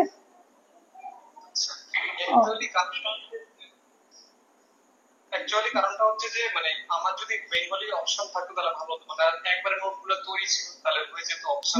বুঝতে পেরেছি। তুমি এই 25-এর তো ফর্ম ফিল আপ হয়ে গেছে, আর কোনো অপশন নেই। 26-এ যখন ফর্ম ফিল আপ হবে তখন একবার ফর্ম ফিল আপ করতে বসে দেখো, ঠিক আছে? ফিল আপ করে বসে, সাবমিট করতে হবে না, জাস্ট একবার দেখো অপশনটা আছে কিনা, ঠিক আছে? তাহলে তোমার আইডিয়া হয়ে যাবে, সেই বুঝে তুমি 27-এ ফিল আপ করতে পারবে। জ্যোতি কিছু বলছিলে, বলো। হ্যাঁ দিদি, হচ্ছে এই যে অপশনাল সাবজেক্টটা যেটা বললে আর কি, তো ওটাতে আমি যদি অপশনালি বাংলা নিই আর কি, আমার বাংলায় অনার্স আছে, তাহলে আমি কি ওটা বাংলাতেই পরীক্ষা দিতে পারবো, একদম। ইংলিশে দিতে হবে ওটা? বাংলা অনার্স করলে কি করে ইংলিশে লিখবে? বা ল্যাঙ্গুয়েজ পেপার, লিটারেচার সবসময় যে ভাষায় হয় সেটাই লিখতে হয়। সংস্কৃত থাকলে সংস্কৃতেই লিখতে হবে, বাংলা থাকলে বাংলাতেই লিখতে হবে, মালায়ালাম, উর্দু, নেপালি, তেলেগু, তামিল যাই থাকবে, ল্যাঙ্গুয়েজ পেপার যেটা মানে লিটারেচার সব সময় যেটা থাকে সেটাতেই লিখতে হয়, ঠিক আছে? বাংলা নেওয়া হচ্ছে সব থেকে সেফ অপশন। বললে তো আমি ভাবছি ওটা হয়তো না না না না, ওটা তো তোমার, ওটা তো ল্যাঙ্গুয়েজ পেপার, ওটা তো তোমার লিটারেচার, ওটাতে কোনো অসুবিধা নেই, লিটারেচারে অসুবিধা হয় না। আর আর বলছেন যে আমাদের মেনশন অফ কারেন্ট অ্যাফেয়ার্স থাকে, তাহলে প্রিলিমসে ওটা কারেন্ট অ্যাফেয়ার্স থাকে? সব জায়গায় থাকে, সব প্রিলিমস মেন্স দুটো জায়গাতেই কারেন্ট অ্যাফেয়ার্স থাকে। মেন্সে বেশি থাকে, মেন্সের প্রিলিমসের 80% স্ট্যাটিক, 20% কারেন্ট। আর মেন্সের নলেজ 80% নলেজ আসেই কারেন্ট অ্যাফেয়ার্স থেকে। আর প্রিলিমসের যে স্ট্যাটিক গুলো করে রেখেছো না, সেই স্ট্যাটিক গুলো শুধু ওই ইন্ট্রোডাকশনেই কাজে লাগে। কোনো অ্যান্সার লেখার ক্ষেত্রে ওই ইন্ট্রোডাকশনটাতেই ডেফিনেশন গুলো কাজে লাগে, বাট ভেতরে যে বডি টডিতে লেখা থাকে সেখানে পুরোটাই কারেন্টের ডেটা দিয়ে ভরাতে হয়। আচ্ছা, আরেকটা কোশ্চেন দিদি, তুমি যে পড়াচ্ছ আর কি, ওই বইগুলো পড়ছি, কিন্তু বুঝতে পারছি না যে এটা মেন্সের জন্য ইম্পর্টেন্ট না প্রিলিমসের জন্য ইম্পর্টেন্ট। ওই জন্যই প্রিভিয়াস ইয়ার কোশ্চেন। আমি প্রথম দিন থেকে বলেছি, syllabus and previous year question is your best friend. যারা প্রিভিয়াস ইয়ার কোশ্চেন সলভ করবে না, তারা কোনো দিনও পরীক্ষায় পাশ করবে না, এটা আমার গ্যারান্টি। আমি নিজে 5 বছরে ফেল করেছি জাস্ট বিকজ আমি প্রিভিয়াস ইয়ার কোশ্চেন কি ইম্পর্টেন্স দিইনি বলে। আমি এখন গিয়ে লাস্ট মানে যখন আর একটা অ্যাটেম্প বেঁচে আছে, আমি তখন গিয়ে প্রিভিয়াস ইয়ারের কোশ্চেনের কি মাহাত্ম আমি সেটা বুঝতে শিখেছি, এবং সেটা 2024-এর প্রিলিমসের অ্যাটেম্প থেকে। এবং তার আগে অব্দি আমি কোনোদিনও এটা রিয়ালাইজই করিনি যে হাউ প্রিভিয়াস ইয়ার কোশ্চেন্স আর সো ইম্পর্টেন্ট। এবং এটা পুরোটা আমাকে হাতে ধরে, মানে এটার ইম্পর্টেন্সটা আমি বুঝেছি শুধুমাত্র শিরিন স্যারের কাছে ক্লাস করে। শিরিন স্যার পুরো প্রিলিমসের এবং মেন্সের আমাদের ক্লাসে এত খুঁটিয়ে আমাদের দেখিয়েছে, শিখিয়েছে যে কিভাবে প্রিভিয়াস ইয়ার কোশ্চেন থেকে টপিক থিম রিপিট হয়। শূন্য আইএস এর ওই পিডিএফ গুলো প্রিলিমসের কোশ্চেনের, এবং সার্টি আইএস এর মেন্সের যে অ্যান্সার রাইটিং এর কোর্সটা হয়েছিল, এই দুটোর থেকে আমি প্রথমবার 2024 সালে আমি রিয়ালাইজ করি যে how previous year question is so important. Previous year question যে করবে না, সে 1000 চেষ্টা করে 1000 বই পড়ে নিলেও সে পাস করতে পারবে না। তুমি এখন যত টপাররা বেরোয় রিসেন্ট টাইমে 2023, 24, 25-এ যত টপার বেরোবে, তুমি সবার ভিডিও দেখো, প্রত্যেকে একটা কথা বলবে যে previous year question and syllabus is your best friend. But এর আগে যে টপাররা বেরোতো সবাই শুধু মক টেস্ট করে মাথা খারাপ করে দিত। মক টেস্ট অবশ্যই দরকার, বাট সেটা অনেক পরে। তো তুমি যদি একতলার ভিত না তৈরি করো, তুমি 3 তলায় কি করে লাভ দিয়ে উঠবে? সো প্রিভিয়াস ইয়ার কোশ্চেন হচ্ছে আমাদের ভিত, যেটা আমাদের স্ট্রং করে, যে বুঝতে হেল্প করে কতটুকু পড়বো, কতটুকু ছাড়বো, কোনটা প্রিলিমসের কোনটা মেন্সের। So previous year question is very very important. খুব ভালো করে সেটা সলভ করতে হয়, অ্যানালিসিস করতে হয়। যেটা ফার্স্টে প্রিয়াঙ্কা জিজ্ঞেস করলো, পর আমি বললাম যে তুমি হয়তো অ্যান্সারটা দেখছো যে 2 অনলি, তুমিও 2 অনলি দিয়েছো, তোমার নাম্বার পেয়ে গেছো। বাট কিন্তু তুমি এটা আগে দেখো যে তুমি 2 অনলিটা কোনটাকে ভেবেছিলে। তুমি 1 আর 2 ভেবেছো, অ্যান্সারে 2 আর 3 রয়েছে। দ্যাট মিনস তোমার ভাবনা আর এটার মধ্যে ডিফারেন্স রয়েছে। তুমি হয়তো 1 আর 2 ভাবছো, অ্যান্সার 2 আর 3, তার মানে 2টা কমন। তুমি 2 এর স্টেটমেন্টটা তুমি শিওর জানো, 1টা তুমি জানতে না, 3টাও তুমি জানতে না। তো তোমাকে 3 আর 1 এর যে ইনফরমেশন রয়েছে সেটা পড়তে হবে। অথবা যদি ধরো আরেকটা কোশ্চেনে অ্যান্সার 1 আর 2, তোমার আর অ্যাকচুয়ালি তুমি অ্যান্সারটা লিখে এসছো 3 আর 4-এ, তুমি ভেবেছো 3 আর 4, সেইভাবে তুমি 2 অনলি করেছো। তার মানে তুমি টোটালটাই ভুল জানো। তুমি 3 আর 4 ভেবেছো, অ্যান্সার 1 আর 2, বাট তুমি নাম্বার পেয়েছো। সো নাম্বার পাওয়া নিয়ে খুশি হয়ে কোনো লাভ নেই। Mock test is only for previous year question solving, and mock test is only for your analysing your capability. তোমার ক্ষমতা বোঝার জন্য অ্যানালিসিস করতে হবে, কাউকে নাম্বার বলতে হবে না, টিচারকে না, বাইরের লোককে না, বন্ধুকে না, বান্ধবকে না, অন্য কাউকে না, শুধু নিজে অ্যানালিসিস করো। নাম্বার দেখে ডিমোটিভেট হওয়ারও কিছু নেই, ওভারফ্লো হয়ে আনন্দ পাওয়ারও কিছু নেই। বিকজ ওই যে নাম্বারটা তুমি পেয়েছো, ওটার থেকে তুমি আগে এটা শেখো যে আদৌ কি ওটা আমি আমার নিজের জোরে নাম্বার পেয়েছি না ভাগ্যের জোরে নাম্বার পেয়েছি। ভাগ্যের জোরে বহু লোক নাম্বার পায়, অ্যান্সার ওরা 3 আর 4 ভেবে 2 অনলি করে আসে, অ্যান্সার হয় 1 আর 2, বাট তাও তো তারা নাম্বার পেয়ে যাচ্ছে। সো নাম্বারটা এখানে ম্যাটার করে না। এখানে কি ম্যাটার করে? অ্যানালিসিস করাটা, যে তুমি কতটা শিখছো মক টেস্টটা দিয়ে। যে এখানে আমার ভুল হয়েছে 3 আর 4, আমি অ্যান্সার ভাবছিলাম মানে 1 আর 2 অ্যান্সার, আমি ভেবেছি 3, 4, তার মানে আমি এই টপিকটা সম্পর্কে কিছু জানিই না। যদি জানতাম তাহলে আমি উল্টো ভাবে কিছু ভাবে ভুল করতাম না। বোঝা গেছে? সো এই জিনিসটা শেখাটা is very important. And mock টেস্টের প্রিভিয়াস ইয়ার কোশ্চেন আমাদেরকে এটা বোঝায় যে কতটুকু আমরা প্রিলিমসে করবো, কতটুকু আমরা মেন্সে করবো। এই যে আমি ক্লাস করাতে করাতে তোমাদের বলি যে এই টপিকটা প্রিলিমসে ইম্পর্টেন্ট, ওই টপিকটা মেন্সে ইম্পর্টেন্ট, কোথার থেকে বলি? প্রিভিয়াস ইয়ার দেখেছি তাই বলতে পারি, না দেখলে কোথার থেকে জানতাম, রাইট? সো এটা জানতে হবে। আরেকটা কথা দিদি, আমি তো এনসিএলটি একদমই পড়িনি, তো তোমার ক্লাস থেকে প্রথম স্টার্ট করছি স্ট্যান্ডার্ড বই দিয়ে। তো তাহলে আমাকে এখন এনসিইআরটি পড়তে হবে না আমি ওই তোমার যে তুমি যেগুলো পড়াচ্ছ ওগুলো বললেই হবে? এনসিইআরটি সব সাবজেক্টে লাগে না, জিওগ্রাফি আর ইকোনমি লাগে, যেটা আমি ক্লাসে করিয়ে দিই। তোমাদের কিচ্ছু করতে হবে না। জিওগ্রাফি আর ইকোনমির এনসিইআরটি লাগবে, আমি করিয়ে দেবো। হিস্ট্রি জিওগ্রাফির জন্য, হিস্ট্রি আর পলিটির জন্য বই যথেষ্ট। Poonam Dalal Dahiya, Spectrum, Laxmikanth, all are enough, এর থেকে বেশি কিচ্ছু লাগবে না। আর একটা কথা, মানে 4 বছরের যে অনার্স কোর্স সেটাতে আমি মানে আর কি ভর্তি হয়েছি কলেজে, তাহলে তুমি কি বলবে, মানে 3 বছরে বেরিয়ে যাওয়া যায় অনার্স করে, কিন্তু রিসার্চ সেটা করলো আর কি একজন, তো সেটা হয় না, তাহলে 4 বছর কোর্স করে বসাটা বেটার হবে না 3 বছর মানে কোর্সটা করে বেটার? অবশ্যই 4 বছর। যে পরিমাণ কম্পিটিশন বাড়ছে, অবশ্যই 4 বছর গ্রাজুয়েশন করে বসা ভালো। নলেজ কখনো ফেলানি যায় না, ঠিক আছে? ডিগ্রি কখনো ফেলানি যায় না। That will help you in the future, কারণ আমাদের ব্যাকআপ স্ট্রং থাকাটা ইজ ভেরি ইম্পর্টেন্ট। এই যে দেখো না, কত বড় বড় সব ইউপিএসসি টপাররা সিএ পাস করা, চার্টার্ড অ্যাকাউন্টেন্ট পাস করে এরা ইউপিএসসি টপার হচ্ছে, আইআইটি জেই ক্র্যাক করে এরা ইউপিএসসি টপার হচ্ছে, নিট ক্র্যাক করে এরা ইউপিএসসি টপার হচ্ছে। তো কোথাকার আমাদের সিম্পল গ্রাজুয়েশন আর ধোপে টিকবে না, বোঝা গেছে? সো এডুকেশন কোনোদিনও ফেলানি যায় না, higher education is very very important. এই ভুলগুলো আমি করেছি বলে আমি আজকে এই জায়গায় আছি, তো এই ভুলগুলো তোমরা করো না, হ্যাঁ? ভুলেও করো না। ব্যাকআপ স্ট্রং থাকা, পড়াশোনাটাকে একটু এগিয়ে রাখাটা ইজ ভেরি ভেরি ইম্পর্টেন্ট। যত যত আমি তো এখন বলি মাস্টার্স করে আসো, তাও ভালো। যত পড়াশোনা বাড়ে, ব্রেন ম্যাচিওর হয়, বুদ্ধি বাড়ে, এবং যার ফলে অল্প রিভিশনে মুখস্থ হয়ে যায়। আমি 2017-18 সালে একটা পেজ মুখস্থ করতে গিয়ে মুখ থুবড়ে পড়তাম, আমি এখন একটা পেজ একবার চোখে রিডিং করে বলে দিতে পারবো, তুমি আমায় জিজ্ঞেস করলে। এটা কেন? এটা বয়সের ম্যাচুরিটির সাথে ব্রেন ম্যাচিওর হয়। যত আমরা পড়ি, যত ব্রেন ম্যাচিওর হয়, বয়স বাড়ে, তত আমাদের ব্রেন ক্যাপাসিটি বাড়ে। 25 বছরে, মানে 23-24 পর থেকে 23 থেকে 25-26 মধ্যে ব্রেন ম্যাচিওর থাকে, যেটা একটা 18-20 বছর বয়সে সেই ব্রেন পারে না মনে রাখতে। 18-20 বছর বয়সে ব্রেনের সেই ম্যাচুরিটি থাকে না যেটা 25 বছর বয়সে থাকে। সো তুমি যদি মাস্টার্স করার পরেও এক্সাম দাও, আমি সবসময় সাধুবাদ জানাই যে দাও, কোনো অসুবিধা নেই, তোমার ব্যাকআপটা তো স্ট্রং রইলো। আর এই ব্যাকআপটা অ্যাকচুয়ালি ইন্টারভিউ বোর্ডে অনেকটা ম্যাটার করে, অনেকটা অ্যাডমিরেশন দেয়, অনেকটা সম্মান দেয়, অনেকটা স্বীকৃতি দেয়, অনেকটা অ্যাকসেপ্টেন্স দেয়, যেটা ইন্টারভিউ বোর্ডে কিন্তু ভীষণভাবে হেল্প করে। আর যত আমাদের ব্যাকগ্রাউন্ড দুর্বল হবে, তত ইন্টারভিউ বোর্ডে ওনারা যে ওই রিলেটেড কোশ্চেন করবে না, তোমার 1 নিমিষে কনফিডেন্স লেভেল ডাউন হয়ে যাবে, যে কেন নাম্বার কম, কেন অনলি গ্রাজুয়েশন, কেন ফার্দার স্টাডিজ করনি, কেন মাধ্যমিকের নাম্বার কম ছিল। এই রিলেটেড যদি একটা দুটো কোশ্চেন করে দেবে, মক ইন্টারভিউ গুলো দেখবে, তাহলেই বুঝতে পারবে। প্রচুর চ্যানেলে ইউটিউবে মক ইন্টারভিউ এর ভিডিও দেওয়া থাকে টপার্সের, তো দেখবে। তাই স্পেশালি আমি তো দেখি বোধহয় দৃষ্টি আইএস এরটা বেশি দেখে থাকি, বা পিডব্লিউ অনলি আইএস এরটাও দেখে থাকি। তো দেখবে ওই রিলেটেড যেই কোশ্চেন করে, যার ব্যাকগ্রাউন্ড স্ট্রং থাকে, she or he very much confident, সে নিজের ব্যাপারে কনফিডেন্ট থাকে এবং তার কনফিডেন্স মুখে ফুটে ওঠে। আর যার ব্যাকগ্রাউন্ড দুর্বল থাকবে না পড়াশোনায়, তো তার সেই লো কনফিডেন্সটাও মুখে ফুটে উঠবে। সো কলেজের এডুকেশন ইজ ভেরি ইম্পর্টেন্ট। 4 বছরে ফুল গ্রাজুয়েশন কমপ্লিট করবে, তারপরে এক্সামে বসবে, ঠিক আছে? তো একদম তাড়াহুড়া করে দেওয়ার কোনো চেষ্টা করবে না, গ্রাজুয়েশন কমপ্লিট করে নিয়ে তারপর বসো। ওকে, লাইভ চ্যাটে মেসেজ এসছে, একটু দেখে নিই আমি। শুভম লিখেছো, দিদি রিভিশন স্ট্র্যাটেজি একটু বললে ভালো হয়, একটা চ্যাপ্টারের 60% মনে থাকছে কিন্তু 40% ভুলে যাচ্ছি। প্রিয়াঙ্কা লিখেছো, দিদি আমার কাছে ম্যাপের একটা অনেক পুরনো বুক আছে, ওটা হবে নাকি আরেকটা নিউ ম্যাপ কিনতে হবে? না, কিচ্ছু কিনতে হবে না, ম্যাপের যা আছে যথেষ্ট। আর যা লাগবে কারেন্ট অ্যাফেয়ার্স। ইউপিএসসি তে বেঙ্গলি সাবজেক্ট অপশনাল বাদ দিয়ে অন্য অপশনাল সাবজেক্ট বেঙ্গলিতে লেখা যায়? হ্যাঁ যায়, অলরেডি আলোচনা করলাম, বাট ওই ল্যাঙ্গুয়েজের যে ইস্যুসটা রয়েছে সেটা আমি কনফার্ম নই। দিদি প্রিভিয়াস ইয়ার কোশ্চেনের অ্যাপটার নাম বলো না। All UPSC papers, all UPSC papers, লালের মধ্যে সাদা দিয়ে, রেড কালারের বক্স, তার মধ্যে হোয়াইট দিয়ে লেখা অল ইউপিএসসি পেপারস। আচ্ছা, শুভম জিজ্ঞেস করেছো রিভিশন স্ট্র্যাটেজি 60% মনে থাকলে 40% ভুলে যাচ্ছ, কতবার রিভিশনের পরে এটা হচ্ছে, এটা বেশি ইম্পর্টেন্ট বোঝা। যদি এরকম হয় যে তুমি 4বার 5বার পড়েছো, তারপরে তোমার 60% মনে থাকছে, তাহলে তোমাকে 8 থেকে 10 বার রিভিশন করতে হবে। আমি একজন টপারের ভিডিওতে শুনেছিলাম, যিনি লক্ষ্মীকান্ত, 27 বার রিভিশন করে এক্সামে গেছিলেন, ঠিক আছে? 27 বার, 27 টাইমস, যিনি 27 বার রিভিশন করে তারপরে পরীক্ষা দিতে গেছিলেন। স্পেকট্রাম 20 টাইমস রিভিশন করে এক্সামে গেছিলেন।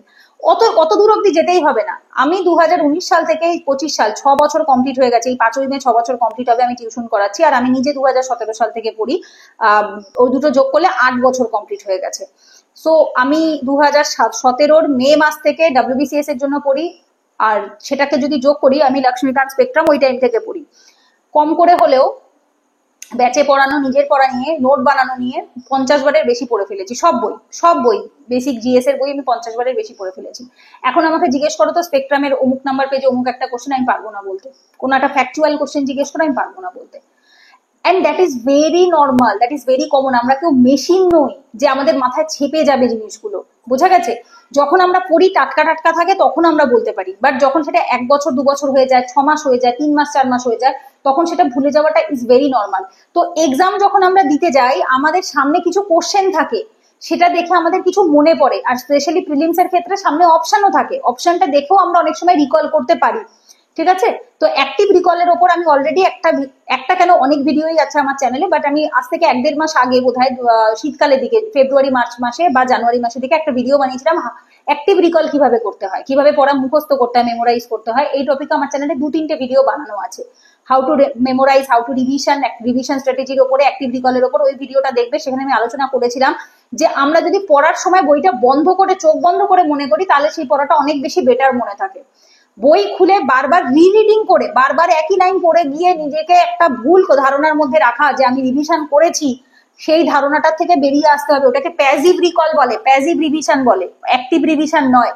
সক্রিয় রিভিশন সেটাই হবে যেটাতে তুমি বই বন্ধ করে, চোখ বন্ধ করে পড়াটা ইদার কাউকে বলবে, অথবা কাউকে দিয়ে ধরাবে, বা নিজে বই বন্ধ করে বলবে। আমরা নিজেরাই তো পড়তাম ছোটবেলায়, বই থেকে একটা পেজ বারবার করে পড়তাম, পরে বইটাকে উল্টে দিতাম, দিয়ে আবার বলতাম, যেখানটাতে আটকে যেত তখন আবার বইটা খুলে দেখে নিতাম, দেন আবার বইটা খুলে পড়তাম। আমি নিজেই তো এই পদ্ধতিতেই পড়েছি, ইংলিশ অনার্স অব্দি এই পদ্ধতিতেই পড়েছি। চাকরির পরীক্ষায় এসে পদ্ধতিটা ভুলে গেছিলাম বলেই আজকে এই দুর্দশা। এই সেম পদ্ধতিটা যেটা মানুষ স্কুল কলেজ লাইফে পড়ে, এই সেম পদ্ধতিটা চাকরির পরীক্ষার লাইফেও পড়তে হবে। বারবার রিভিশন করতে হবে, যতক্ষণ না হচ্ছে কোনো অপশন নেই, যতক্ষণ না হচ্ছে ততক্ষণ আমাকে বারবার পড়তে হবে। দরকার পড়লে লিখে পড়বো, আমরা পড়িনি মাধ্যমিক উচ্চ মাধ্যমিকে লিখে পড়া? আমি তো প্রচুর পড়েছি, বোর্ডের সাথে A4 শিট গুলো লাগিয়ে রাখতাম, মুখস্থ করতাম, লিখতাম, মুখস্থ করতাম, লিখতাম, তখন পড়েছি, ওই জন্য রেজাল্টও ভালো হয়েছে।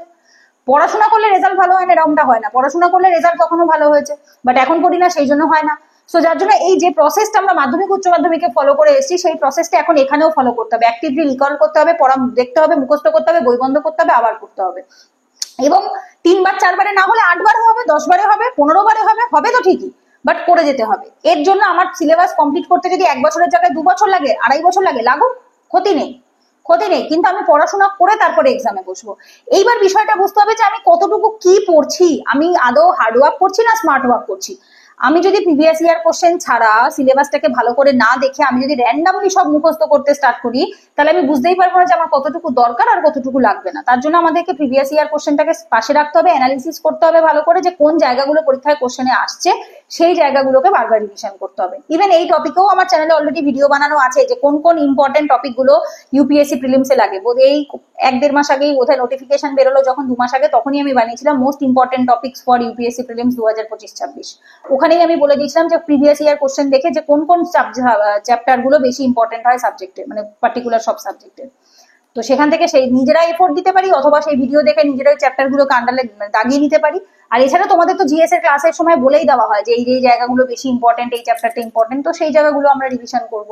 বোঝা গেছে? তো সুতরাং রিভিশন যতবার না হবে অ্যাক্টিভ রিকল করে যেতেই হবে, করে যেতে হবে। দরকার পড়লে লিখে পড়বো, এমসিকিউ সলভ করে পড়বো, ভাই বোনকে দিয়ে ধরিয়ে পড়বো, বন্ধুদের কাউকে দিয়ে ধরিয়ে পড়বো, গ্রুপ স্টাডি করে পড়বো, ফোনে গ্রুপ ভিডিও কল করে পড়বো, যেভাবে হোক পড়বো। সেটা একা পড়ি, দোকা পড়ি, কাউকে দিয়ে পড়াই, কাউকে দিয়ে ধরাই, বাট যতক্ষণ না হবে রিভিশন করতে হবে। আর 4-5 বারে যদি 60% হয়, তাহলে আরো 5 বারে 100% হবে। বোঝা গেছে? এইবার বিষয়টা হচ্ছে কি, যখন আমি আবার এই পড়াটা রেখে অন্য পড়ায় যাবো, 2 দিন 5 দিন 10 দিন বাদে আমি এটা ভুলে যাবো, and that is very natural. এটাতে নাথিং রং, এটাতে কোনো ভুল নেই। আমি যেটা ভুলে যেতে পারি, এটা খুব স্বাভাবিক, বিকজ আমি অনেকদিন পড়িনি, আবার আমাকে রিভিশন করতে দাও, আমার মনে পড়বে। আর একটা কি করবো, রাত্রিবেলা পড়ে পরদিন সকালে পড়া ধরাবো। রাত্রিবেলা যে টপিকটা পড়ছি, পরদিন সকালে সেই টপিকের ওপর ইদার আমি মক টেস্ট লিখবো, অথবা আমি অ্যান্সার রাইটিং করবো, অথবা আমি কাউকে দিয়ে পড়াটা ধরাবো। কারণ আমরা পরীক্ষার দিন রাত্রিবেলা পড়বো, পরের দিন সকালে পরীক্ষা দিতে যাবো। সো ব্রেনকে এভাবে তৈরি করে নিতে হবে, আগে থাকতে প্রিপেয়ার করে রাখতে হবে যে তুমি রাতে পড়ো সকালে মনে করো, রাতে পড়ো সকালে মনে করো। যদি এরকম হয় যে আমি পড়ছি আর মনে করছি, উগড়ে দিচ্ছি এবং ওটাতেই আমি স্যাটিসফাইড হয়ে যাচ্ছি, না। এটাও আমাদের কলেজেরই একটি টপারের থেকে আমারই শেখা ছিল। সে বলতো যে আমি রাত্রিবেলা যে কোশ্চেনটা মুখস্থ করি, সেটা আমি পরদিন সকালে উঠে লিখি, আমি তখন আর সাথে সাথে লিখি না। রাত্রিবেলা মুখস্থ করে ঘুম দেই, তারপর সকালবেলা উঠে লিখে নিই। ইংলিশ অনার্স আমাদের তো প্রত্যেকদিন 2টো করে বা একটা করে কোশ্চেন অ্যান্সার রাইটিং মুখস্থ করতে হতো, মানে স্যাররা লিখিয়ে দিতেন, আমরা মুখস্থ করে সেটা লিখতাম। তো এই সেম পদ্ধতিটা না এখনো করতে লাগবে। তো এখন তো আর আমাদের অ্যান্সার রাইটিং এর কোনো ব্যাপার নেই, এখন আমাদের বই মুখস্থ করতে হয়। তো বইয়ের থেকে তো কিছু না কিছু কোশ্চেন তো বেরোয়, যদি দুটো চারটে চ্যাপ্টারও আমরা পড়ি বা একটা চ্যাপ্টারও পড়ি, তার থেকে দুটো তিনটে কোশ্চেন তো বেরোবে। সেই কোশ্চেন দুটো পরদিন সকালবেলা লিখতে হয়, দেখতে হয় যে ঘুমের পর আমার মাথায় কতটুকু আছে। যদি কম মনে থাকে থাকুক, যেটুকু মনে আছে সেটুকুই লিখি না। যেটুকু মনে আছে, সবই মনে থাকতে হবে তার তো কোনো মানে নেই, যেটুকু মনে আছে সেটুকুই লিখি। তো এই পদ্ধতিগুলো অবলম্বন করে রিভিশন করাটা অনেকটা সহজ বা তাড়াতাড়ি হবে, তাড়াতাড়ি বলবো না, এফেক্টিভ হবে। ঠিক আছে, এফেক্টিভ হবে। কৌশলী কি লিখেছো? দিদি আমি তো ত্রিপুরা আগরতলাতে থাকি, আমি কি WBCS দিতে পারবো? 100 বার দিতে পারবে, নো প্রবলেম। বাংলা লিখতে পারলেই দিতে পারবে, বাংলা আর নেপালি, এখন দুটো ভাষা জানতে লাগবে, বাংলা আর নেপালি, তবেই দেওয়া যাবে। যে স্টেটের সিভিল সার্ভিস সবাই সবারটা দিতে পারে। পশ্চিমবঙ্গে থাকা লোকরাও ত্রিপুরাতে গিয়ে এক্সাম দিয়ে আসতে পারে, তুমিও পশ্চিমবঙ্গে এসে এক্সাম দিতে পারো, বাট তোমার ওখানে এক্সাম কন্ডাক্ট হবে না, কলকাতাতে যখন সিট পড়বে তোমাকে এসে এখানে দিয়ে যেতে হবে। বোঝা গেছে? যে কেউ যে কোনো স্টেটের সিভিল সার্ভিস পরীক্ষা দিতে পারে, শুধুমাত্র দুটো ভাষা জানতে লাগবে। এখন পশ্চিমবঙ্গের জন্য নেপালি আর বাংলা জানতে লাগবে। বলো। হ্যাঁ, আমার কয়েকটা কোশ্চেন আছে, বলে একটু করে। বলো বলো।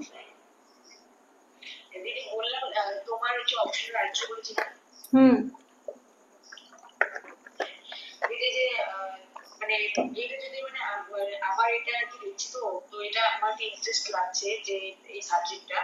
দিদি যদি নিজে যদি শুরু করতে চাই, তাহলে এটা কিভাবে মানে কি করবো না করবো যদি একটু বলো। ওই যে বিবেক ভাসপে স্যারের বইটা দিয়ে স্টার্ট করতে হবে, ওটা বেসিক বই। ওই বইটা কমপ্লিট হওয়ার পরে প্রিভিয়াস ইয়ার কোশ্চেন সলভ করতে হবে। ওই বইটার মধ্যে এমনি সব প্রিভিয়াস ইয়ার কোশ্চেন দেওয়াই থাকে, তার সাথে সাথে ভ্যালু এডিশন করতে হবে অন্যান্য বই থেকে। বিবেক ভাসপে, VIVEK, বিবেক, মানে যেটাকে আমরা বাংলায় বিবেক বলি সেটাই বিবেক ভাসপে, BHASME, বিবেক ভাসপে। অ্যানথ্রোপোলজি অপশনাল বিবেক ভাসপে, এই বইটা বেসিক বই, এটা দিয়েই সবাই স্টার্ট করে। এটাতে ফুল সিলেবাস কভার আছে, ফুল প্রিভিয়াস ইয়ার কোশ্চেন কভার থাকে, একটা মোটা বই। তোর পুরো GS মানে অ্যানথ্রোপোলজি অপশনাল পেপার 1 পেপার 2 দুটোই কভার থাকে। তারপরে বলছিলাম যে যে এই যে PYQ যে ব্যাপারটা আছে, তো যেমন তোমার যে অ্যানসেন ইনস্টিটিউটে আমাদের কাছে দিয়েছো যে অ্যানসেন রিলেভেন্ট কোশ্চেন বর্ডারের যে PYQটা, যেমন ওইখানে হচ্ছে অ্যানসেন আর রিলেভেন্টের মধ্যে যে PYQ সাবজেক্ট ডিটেইলে ওটা এক্সপ্লেন করা আছে। তো সেই ক্ষেত্রে দিদি যদি 26 বা 27 যদি এক্সামটা দিই বসে এক্সামে, তাহলে কি এখন থেকে প্রিলিমস আর মেইনসের কি PYQ বের করতে হবে? সব এখন 26-এ পরীক্ষা দিলে এতদিনে তো সব রিভিশন হয়ে যাওয়া চাই। 26-এ পরীক্ষা দিলে এতদিনে সব রিভিশন হয়ে যাওয়া চাই। বোঝা গেছে? অন্তত যে যে টপিক এখানে পড়ানো হয়ে যাচ্ছে আমার কাছে, তত সেগুলো সবই রিভিশন হয়ে যাওয়া লাগবে। কিছু ডিউ রাখলে চলবে না, ফেলানি থাকলে চলবে না, যদি 26-এ পরীক্ষা দিতে হয়। তোমার কি গ্রাজুয়েশন কমপ্লিট হয়ে গেছে? হ্যাঁ, অ্যাকচুয়ালি দিদি আমার গ্রাজুয়েশন MA দুটোই কমপ্লিট হয়ে গেছে। MA হচ্ছে 2023 মিডিলে আমার পাস আউট। আচ্ছা, তুমি কি আগে থাকতে পড়ছিলে নাকি আমার কাছেই প্রথম পড়া স্টার্ট করলে? না না, মানে তোমার কাছেই প্রথম স্টার্ট করা পড়া। আচ্ছা, সেক্ষেত্রে 26-এ বসতে পারো। বসতে ইন দ্য সেন্স আমি বলবো ফর্মটা ফিল আপ করে রেখো। যদি দেখো যে প্রিলিমস এর আগে প্রিপারেশন ভালো আছে, মক টেস্টে নাম্বার ভালো আসছে, যে অন্তত 90-100 এরকম আসছে মক টেস্টে, তাহলে গিয়ে এক্সামে বসো। আদারওয়াইজ বেকার অ্যাটেম্প্ট নষ্ট করো না, যদি একান্তই সেরকম হয়। ঠিক আছে? কারণ হচ্ছে অ্যাটেম্প্ট কটা দিতে পারবো, মানে বর্তমানে আমার হচ্ছে 24 প্লাস চলছে, ওবিসি আছে। হ্যাঁ, ওবিসি 24, মানে বর্তমান হচ্ছে 24 প্লাস। তো তাহলে আমার মানে এখন পর্যন্ত তো তুমি 35 অবধি দিতে পারবে। 35, 35, হ্যাঁ 35 অবধি দিতে পারবে। 32 জেনারেল, 32 ওবিসি, 35 SC ST 37, 35 অবধি দিতে পারবে। টোটাল 9টা অ্যাটেম্প্ট দিতে পারবে। 9টা অ্যাটেম্প্ট দিতে পারবে। দিদি যেরকম আমি এর আগে গ্রুপে লিখে আমাদের মানে তোমাকে জিজ্ঞাসা করছিলাম এই যে PYQটা হচ্ছে বের করার ব্যাপারে, তো দিদি সেক্ষেত্রে কি মানে ওই যে প্রিলিমসটা যদি বের করতে চাই, তো তুমি বলছো যে 24 25-এরটা বের করতে হবে, কিন্তু মানে আমার যেহেতু বই না মানে নেই আর কি, সেই ক্ষেত্রে কি আমি মানে সিসেটটা আর তার সাথে জেনারেল যে পেপারের যে এটা আছে PYQ গুলা, সেগুলো কি মানে প্রিপেয়ার করে সলভ করা স্টার্ট করে দেবো? হ্যাঁ, তুমি বই না থাকলে সবই তোমাকে বার করে নিতে হবে। আর যদি বই থাকে তাহলে শুধু 24 25 বই, বা ওই যে আমি যে PDF গুলো দিয়েছি সেগুলো যদি বার করো তাহলে 24 25। আর যদি কিছুই না থাকে তাহলে তোমাকে পুরো ধরেই বার করতে হবে সবগুলো। হ্যাঁ, বই নেই, কিন্তু তুমি যে ওই পিওয়াই কোডটা দিয়েছো আমাদের নোটের সাথে, তো সেটা হচ্ছে পড়ছি আর কি। তোমার নোটের সাথে সাথে ওটাই পড়ছি, মানে নিজে থেকে, মানে এক্সট্রা করে আর কোনো নোট বানাচ্ছি না। মানে তোমার যে নোটটা আছে ওই নোটটাই পড়ি বা ওটাকে রিভিশন করি, আর সাথে ওই পিওয়াই যে এক্সপেরিমেন্ট আছে ওগুলো। ঠিক আছে, অসুবিধা নেই। ওর সাথে 24-25-এরটা প্রিন্ট করে নিলেই হবে, ওখানে 23 অব্দি দেওয়া আছে, ওই জন্য ওখানে 24-25টা প্রিন্ট করে নেবে। আচ্ছা, আর যে মেন্সের কি করবো, মানে মেন্সের পিওয়াই ওটা কি মানে বিগত 5-6 বছর থেকে বের করবো, নাকি ওটাও 24-25টা পারবো? মেন্সের সবই লাগবে, মেন্সের লাস্ট 10 বছর লাগবে। মেন্সের 10 বছর? মেন্সের 10 বছর লাগবে। সবই মোটামুটি 2013 সালের পর থেকেই শুরু করতে হবে, প্রিলিমস বলো মেন্স বলো, যে কোশ্চেনই সলভ করো, কারণ 13-14 সালে সিলেবাস বদলেছে যেহেতু ইউপিএসসি তে, সেহেতু 2013 থেকে 24-25 অব্দি পুরোটাই করতে হবে, 10-12 বছরের কোশ্চেন পুরোটাই করতে হবে, প্রিলিমসের জন্য মেন্সের জন্য। আচ্ছা, আর যদি বলছিলাম যে ওই যে তোমার যে নোটটা যে দিয়েছো আমাদেরকে, তো আমি এক্সট্রা করে কোনো কিছু বানাচ্ছি না, তোমার এই নোটসটাকে হচ্ছে রিভিশন করতেছি।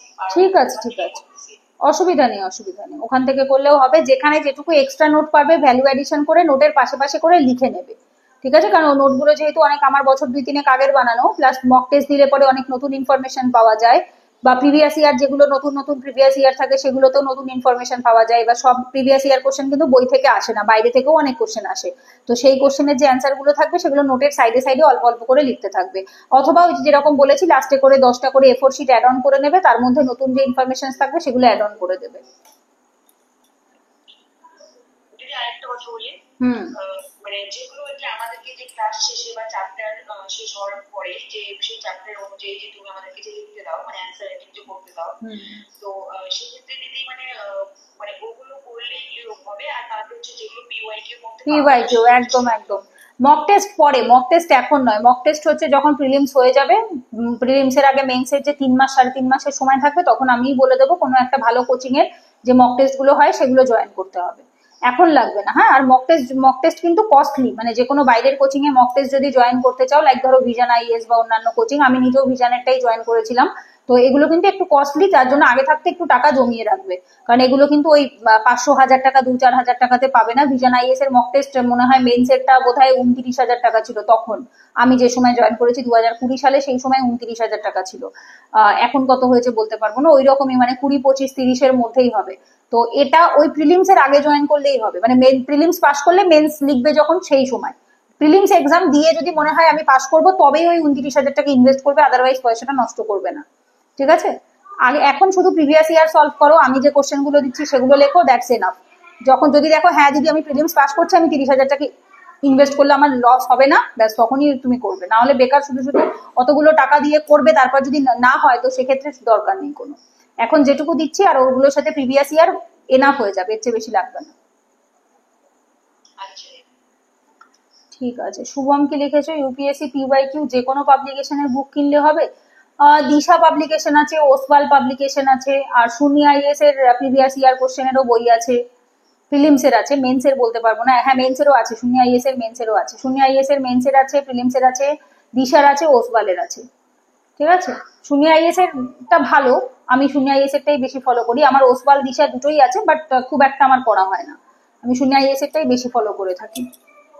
ওদেরটা বই ঠিক না, ওদেরটা পিডিএফ ফরম্যাটে, ওদের ওই ওয়েবসাইট থেকে পারচেজ করতে হয়। বলছিলাম যে প্রিলিমস এর আগে প্রিলিমস এর জন্য কি মক টেস্ট মানে এটাও কি মানে দেওয়াটা জরুরি?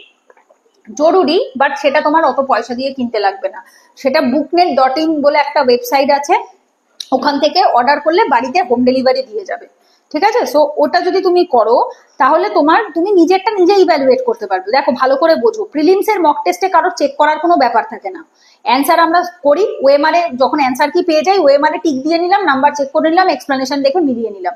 বাট মেন্স এর ক্ষেত্রে সেটা হয় না, মেন্স এর ক্ষেত্রে কাউকে একটা কপি চেক করে দিতে হয়, একজন ইভ্যালুয়েটরের দরকার হয় যে কপিটা চেক করে দেবে, যার সেই বিষয়টাতে নলেজ আছে, যে আমাকে ঠিকঠাক ভাবে গাইড করতে পারবে।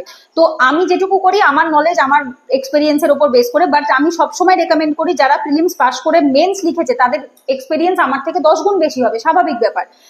আমার শুধু পড়া নলেজ, হ্যাঁ আমি যেটা করছি আমার সেটা পড়া নলেজ, আমি পড়েছি সেইখান থেকে আমি নলেজ থেকে করছি, আমার real life practical exam knowledge নেই, আমার শুধু মক টেস্ট লেখার এক্সাম্পল আছে, আমি কিন্তু ইউপিএসসি মেন্স লিখে বসে নেই।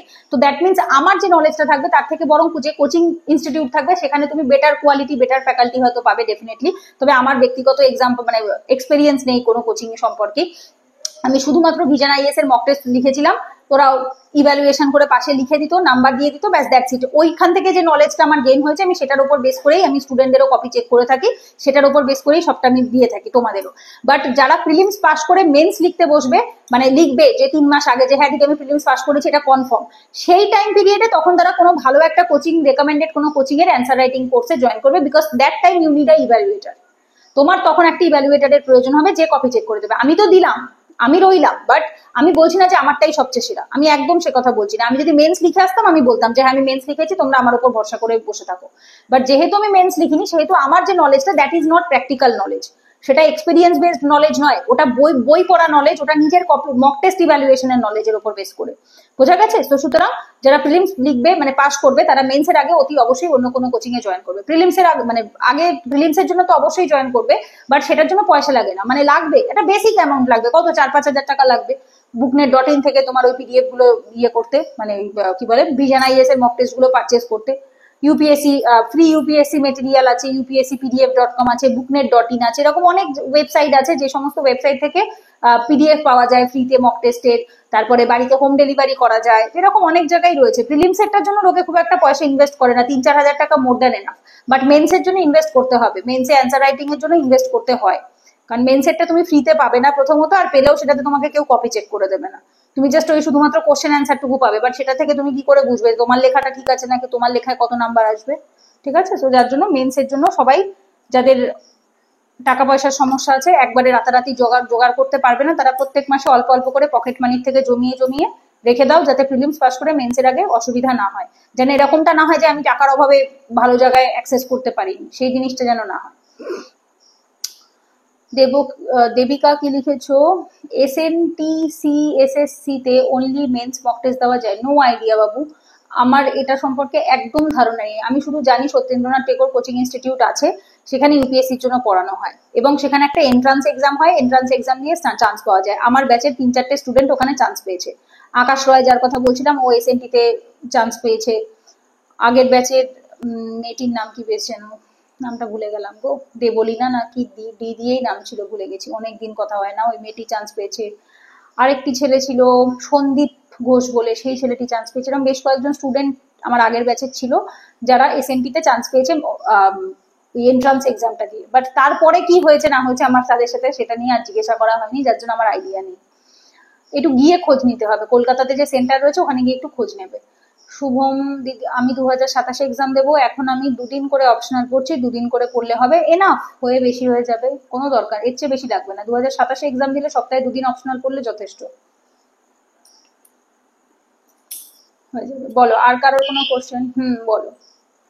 হ্যাঁ, বলছিলাম যে অ্যান্সার রাইটিং কি প্র্যাকটিস করে যে ব্যাপারটা আছে বা মেন্সের জন্য যে ওদেরই মানে সবকিছু বা অনেক কিছু জানতে হবে, একদম না জানি তাহলে অ্যান্সার রাইটিং করে লাভ নেই, একদম নলেজ না থাকলে অ্যান্সার রাইটিং নিয়ে বসে কোনো লাভ নেই। পেটে খাবার না থাকলে পটি হবে কোত্থেকে? তো সেরকমই অ্যান্সার রাইটিংটা ইজ লাইক আমাদের ভেতর থেকে বেরোনোর মতো একটা বিষয়। তো যদি ভেতরে কিছুই না থাকে তো ভেতর দিয়ে বেরোবেটা কি? সুতরাং আগে ভেতরে দিতে হবে, পেট ভরে খেতে হবে, তারপর সেটা বেরোবে।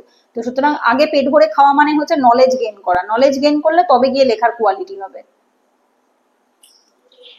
যেহেতু যে এইবারে তোমার কাছে প্রথম শুরু করলাম, তো জাস্ট এই যে 4 মাস হলো, তো এত কম সময়ের মধ্যে তো মানে মেন্সের জন্য তো এখন পর্যন্ত কোনো প্রিপারেশন নেই। এখন মানে যা পড়ছি বা তুমি চ্যাপ্টার শুরু করার সময় যেগুলো বলছো যে এগুলো হচ্ছে মেন্সের জন্য টপিক যেগুলো বা এগুলো ইম্পর্টেন্ট, তুমি আমার এথিক্স এর ক্র্যাশ কোর্স বা এস এর ক্র্যাশ কোর্স এগুলো কিছু করেছো আগে কখনো? তুমি তাহলে তুমি অ্যাকচুয়ালি তুমি শুরু করেছো লেটে, ঠিক আছে? কারণ 26-এ পরীক্ষা দিলে তাদেরকে মিনিমাম 23-24-এ শুরু করতে লাগতো। যেহেতু তুমি স্টার্ট করেছো লেটে, তো তাড়াহুড়া করে 26-এ যদি প্রিপারেশন হয় তবে বসো, যদি না হয় সেক্ষেত্রে 27-এ বসাই বুদ্ধিমানের কাজ হবে। বিকজ তোমাদের ব্যাচে যারা 26-এ এক্সাম দেবে তারা অলরেডি আমার কাছে এথিক্স এর ক্র্যাশ কোর্স করা, এস এর ক্র্যাশ কোর্স করা, প্লাস জিএস 1, 2, 3 যে এক্সট্রা টপিক গুলো থাকে like post independence, world history, social issue, governance, internal security, disaster management, IR, এগুলোরও ক্র্যাশ কোর্স করা, মানে যেটা হয়েছে জানুয়ারি, ফেব্রুয়ারি, মার্চ, এপ্রিলে, সেটাও করেছে। তো যার ফলে কি হয়েছে, এদের এই টপিক গুলো অলরেডি রেডি আছে, অপশনাল পেপার এরা নিজেরা রেডি করে রেখেছে। জিএস যার জন্য এরা ব্যাচে যেটুকু হচ্ছে সেটা ধীরে সুস্থে করছে, অসুবিধা হচ্ছে না। বোঝা গেছে? তো যদি 26-এ পরীক্ষা দিতে হয় তাহলে তোমার এই জিনিসগুলো রেডি হওয়া চাই। এগুলো তুমি একদম প্রিলিমস এর মুখে মুখে রেডি করে তুমি এক্সামে বসে পাস করার এক্সপেকটেশন রাখাটা বোকামো হবে। কারণ যেহেতু যে টাইমে তোমাদের ব্যাচে এই টপিক গুলো হবে সেই টাইমে একদম প্রিলিমস মুখে থাকবে। মার্চ এপ্রিল মাসে তোমাদের এথিক্স হবে, মার্চ এপ্রিল মাসে এথিক্স হবে, সেটা আমি ফার্স্টেই বলেছিলাম যে একদম মুখে মুখে কিন্তু গিয়ে হবে যে মার্চ। এবং যারা মনে করছো যে 26-এ বসবেই একদম কনফার্ম সেই বছরই পাস করতে হবে এরকম টার্গেট রয়েছে, তারা কিন্তু চাইলে আগে করে নাও। কারণ যেহেতু তোমাদের যে টাইমে মার্চ এপ্রিল মে মাসে গিয়ে ওই March April May June July ওই টাইমে হবে, এবার ওই টাইমে তুমি প্রিলিমস এর পড়া রিভিশন করবে নাকি তখন তুমি মেন্স এর এই ক্লাসগুলো করবে? বোঝা গেছে? তো যার জন্য একটা হ্যাপাজার্ড হয়ে যাবে, ওই সময় কিন্তু প্রিলিমস এর পড়া রিভিশন ঠিক মতো হবে না। কারণ যারা 26-এ দেবে তাদের অলরেডি এই কোর্সগুলো করা আছে, মানে করে রেখেছে অলরেডি, তারা আগে থাকতে এগুলো করে রিভিশন করে রেখেছে। তোমাদের ব্যাচেই অনেক স্টুডেন্ট রয়েছে, যেমন স্বপ্নার করা রয়েছে, সূচনার করা রয়েছে, অচিনের করা রয়েছে, এই ব্যাচের আকাশের করা রয়েছে। ওদের সবারই কিন্তু জিএস আগে থাকতে, জিএস তো ব্যাচের সাথে যেরকম হচ্ছে বাট তার সাথে ওরা মেন্স এর ক্র্যাশ কোর্স গুলো আগে থাকতে করে করে রিভিশন করে রাখছে। এই জন্য আমি তোমাকে বললাম যেহেতু তুমি এগুলো করোনি, সে আগে করা নেই, একদম নতুন শুরু করেছো, সেক্ষেত্রে তুমি অপশনাল পেপার ফুল রেডি করে রাখো। অপশনাল পেপার, সিস্যাট পেপার, যেগুলো আমার হাতে নেই, যেটা তোমাকে রেডি করতে হবে, বেঙ্গলি পেপার, কারেন্ট অ্যাফেয়ার্স, এগুলো সব তুমি আগে থাকতে রেডি করে বসে থাকো, যাতে তুমি প্রিলিমস এর সময়টাতে তুমি কম সময় দিতে পারো। মানে ওই টপিক গুলোকে তুমি কম কম করে তুমি তখন ওইগুলোকে যখন আমি ক্লাসে করাবো তখন করে নিতে পারো। বোঝা গেছে? তো সেক্ষেত্রে যদি মনে হয় যে হ্যাঁ 26-এ আমি একবার জাস্ট বসে দেখবো, 27টা আমার টার্গেট, সেটা ঠিক আছে, তাহলে কোনো অসুবিধা নেই। বাট যদি এরকম হয় যে 26টাকে আমাকে যেভাবেই হোক পেতেই হবে, পাস করতেই হবে, তাহলে তোমাকে মিনিমাম 1-1.5 বছর আগে ফুল সিলেবাস কমপ্লিট করে রিভিশন করতে হবে। লাস্ট 1 বছর ইজ অলওয়েজ ফর রিভিশন, বা মিনিমাম 6 মাস রিভিশন করতেই হবে, মিনিমাম 6 মাস। ধরো যারা 27-এ এক্সাম দেবে তাদের তো 26-এ ডিসেম্বরের মধ্যে কমপ্লিট হয়ে যাচ্ছে syllabus, by end of October November তোমাদের ব্যাচ কমপ্লিট হয়ে যাবে, 2026-এর অক্টোবর নভেম্বরের মধ্যে ব্যাচ কমপ্লিট। তো ওই টাইম থেকে, ওই নভেম্বর ডিসেম্বরের সময় থেকে একদম জুন জুলাই সেপ্টেম্বরে গিয়ে মেন্স হবে, লাস্ট 1 বছর তো রিভিশনের সময় পাচ্ছে। বোঝা গেছে? সো আমাদের যে কোনো ফাউন্ডেশন কোর্স, যে কোনো ব্যাচে, এগুলো উইকেন্ড ব্যাচ, যেগুলো মিনিমাম 2 বছর সময় লাগে ফুল সিলেবাস কমপ্লিট করাতে। তো সেক্ষেত্রে 27 এক্সাম হলে তুমি আরো লাস্ট 6 মাস 7 মাস সময় পাবে রিভিশনের জন্য। বোঝা গেল? হ্যাঁ ঠিক আছে। আচ্ছা ম্যাম, বলো। শোনাচ্ছি তো? হ্যাঁ যাচ্ছে, বলো। আচ্ছা, বললাম যে আমাদের মানে তুমি যে বললে যে ক্রাশ কোর্স গুলো অনেকে করা আছে, করেছো, ওগুলো কি আমাদের ব্যাচেও তো হবে না? হ্যাঁ তোমাদের ব্যাচে হবে। তোমরা তো যারা, আমি কি বললাম, যারা 27-এ পরীক্ষা দেবে তাদের আলাদা করে জয়েন করতে হবে না, তোমাদের ব্যাচেই শেষের দিকে হবে, তোমাদের ব্যাচেই শেষের দিকে হবে। এই যে ক্র্যাশ কোর্স গুলো হয়েছে এগুলো কাদের জন্য হয়েছে? 2023-এর জুন মাসে যে ব্যাচটা হয়েছিল তাদের জন্য হয়েছিল। 2023-এর জুনে যে ফাউন্ডেশন কোর্সটা হয়েছিল সেইটা কমপ্লিট হওয়ার পরে ওদের ব্যাচের সাথে এগুলো হয়েছিল, এবং তখন বাইরের স্টুডেন্টরাও শুধুমাত্র ওই পার্টিকুলার টপিকটাতে জয়েন করতে পেরেছে। বোঝা গেছে? এইবার সেরকমই তোমাদের ব্যাচেও যখন নেক্সট ইয়ার হবে, 2026-এ যখন তোমাদের ব্যাচেও হবে, তখন বাইরের স্টুডেন্টরাও চাইলে জয়েন করতে পারবে। কারণ অনেক স্টুডেন্ট থাকে যারা ফুল সিলেবাস জয়েন করে না, তারা পার্টিকুলার শুধু এথিক্স জয়েন করে, শুধুমাত্র জিএস এর শর্ট টপিক গুলোর জন্য জয়েন করে, যার যেটুকু দরকার সে সেটুকু জয়েন করে, সেরকম ব্যবস্থাও থাকে। তো এটা তোমাদের ব্যাচের সাথেই হবে নেক্সট ইয়ারে। আর আমি বললাম যে আমার আগেকার সিলেবাসের মানে এই যে বাংলার জন্য ডব্লিউবিসিএস বা ইউপিএসসি, ওই বাংলার জন্য আমার আগেকার সিলেবাসের বই ছিল, আমার দাদা পড়েছে, সেই সব বই ছিল আমার আগেকার সিলেবাসের, মানে 8, 9, 10, 12 এরকম বাংলা বই সব ছিল, ব্যাকরণের হোক বা এমনি নোটবুক হোক, সেখানে মানে ব্যাকরণে অনেক পোর্শন আছে, সত্যি বিচ্ছেদ হোক, তারপর সবার কার্যবিবরণী, প্রবন্ধ, মানে তারপর ওই প্রতিবেদন রচনা, এইসব সব আছে যেটা সিলেবাসে হয় সারাংশ লেখা। ওগুলা থাকলে তো হয়ে যাবে না, আমার কোনো আলাদা করে বই কিনতে হবে না? কিনতে হবে না। বাংলা ভার্সনের ব্যাকরণ বই যদি ঘরে পুরোনো ভার্সন থাকে আর কিছু কিনতে হবে না, ওতেই হয়ে যাবে। শুধু প্রিভিয়াস ইয়ারটা প্রিন্ট আউট করে নেবে। ওকে, দেবস্মিতা কি লিখেছো? আচ্ছা দিদি, আমি গ্রাজুয়েশন করছি, 4th সেম চলছে। আমাদের 3 বছর পরে পড়ার পরে 75% নাম্বার পেলে তারপরে একটা পেপার নিয়ে রিসার্চ করতে পারবো যেটাকে অনার্স বলছে। যদি বাই চান্স এটা না পাই তাহলে পাসের মধ্যে ধরবে। এরকম হলে কি আমি এক্সামে বসতে পারি? হ্যাঁ পারবে, গ্রাজুয়েশন হলেই হবে। পাস গ্রাজুয়েশনরাও এক্সামে বসতে পারে, যারা পাসে গ্রাজুয়েশন হয় তারাও এক্সামে বসতে পারে, কোনো অসুবিধা নেই, গ্রাজুয়েশন সার্টিফিকেট থাকলেই হবে। শুভম, ধন্যবাদ দিদি, তোমার গাইডেন্সে অনেক বদ অভ্যাস গুলো চলে গেছে, আর জিএস এর সাবজেক্ট গুলো ফার্স্ট টাইম এত ভালো লাগছে। বাহ, শুনে খুব ভালো লাগলো। জিএস এর সাবজেক্ট গুলো খুব ভালো, আমরা অ্যাকচুয়ালি বোরিং ভাবে নেই বলে আমাদের খারাপ লাগে।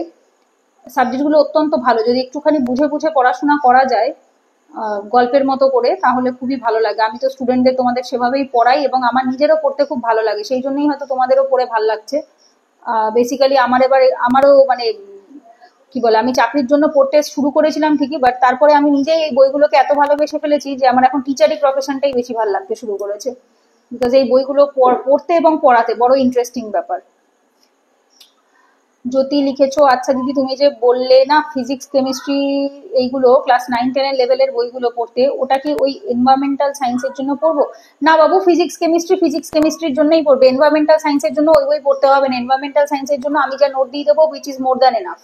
ঠিক আছে, কিছু নোট আছে যেটা আমার নোট করলে এনাফ হয়ে যাবে, আমি নোটগুলো বানিয়েছিলাম সেভাবে, এবং জিওগ্রাফির নোটটা আর পলিটির নোটটাই বেকার হয়ে রয়েছে। বেকার কেন? বিকজ দুটো অনেক পুরোনো নোট, 2019 সালে বানানো নোট, তো জিওগ্রাফি আর পলিটির নোটটা আমি আপডেট করিনি, ওই নোটটাকে আমাকে আবার আপডেট করতে হবে। আমি এই জিওগ্রাফিটা শুরু করছি এই মে মাস থেকে, 8 তারিখের পর থেকে, 8-9 তারিখ, 8 তারিখ আমাদের বাড়িতে একটু অনুষ্ঠান আছে, তো যার জন্য এখন কাজে ব্যস্ত আছি, পারছি না। 8-9 তারিখের পর আমি জিওগ্রাফির নোটটা বানানো স্টার্ট করবো। জুন জুলাইয়ের মধ্যে জিওগ্রাফির নোট বেরিয়ে যাবে, আর তারপর অগাস্ট সেপ্টেম্বরের মধ্যে পলিটির নোটটাও বেরিয়ে যাবে। এই দুটো আমি যদি ভালো করে একবার বার করে দিতে পারি, আমি নিশ্চিন্ত হয়ে যাব। বাকি সাবজেক্টের নোট খুব ভালোভাবে বেরোনো আছে।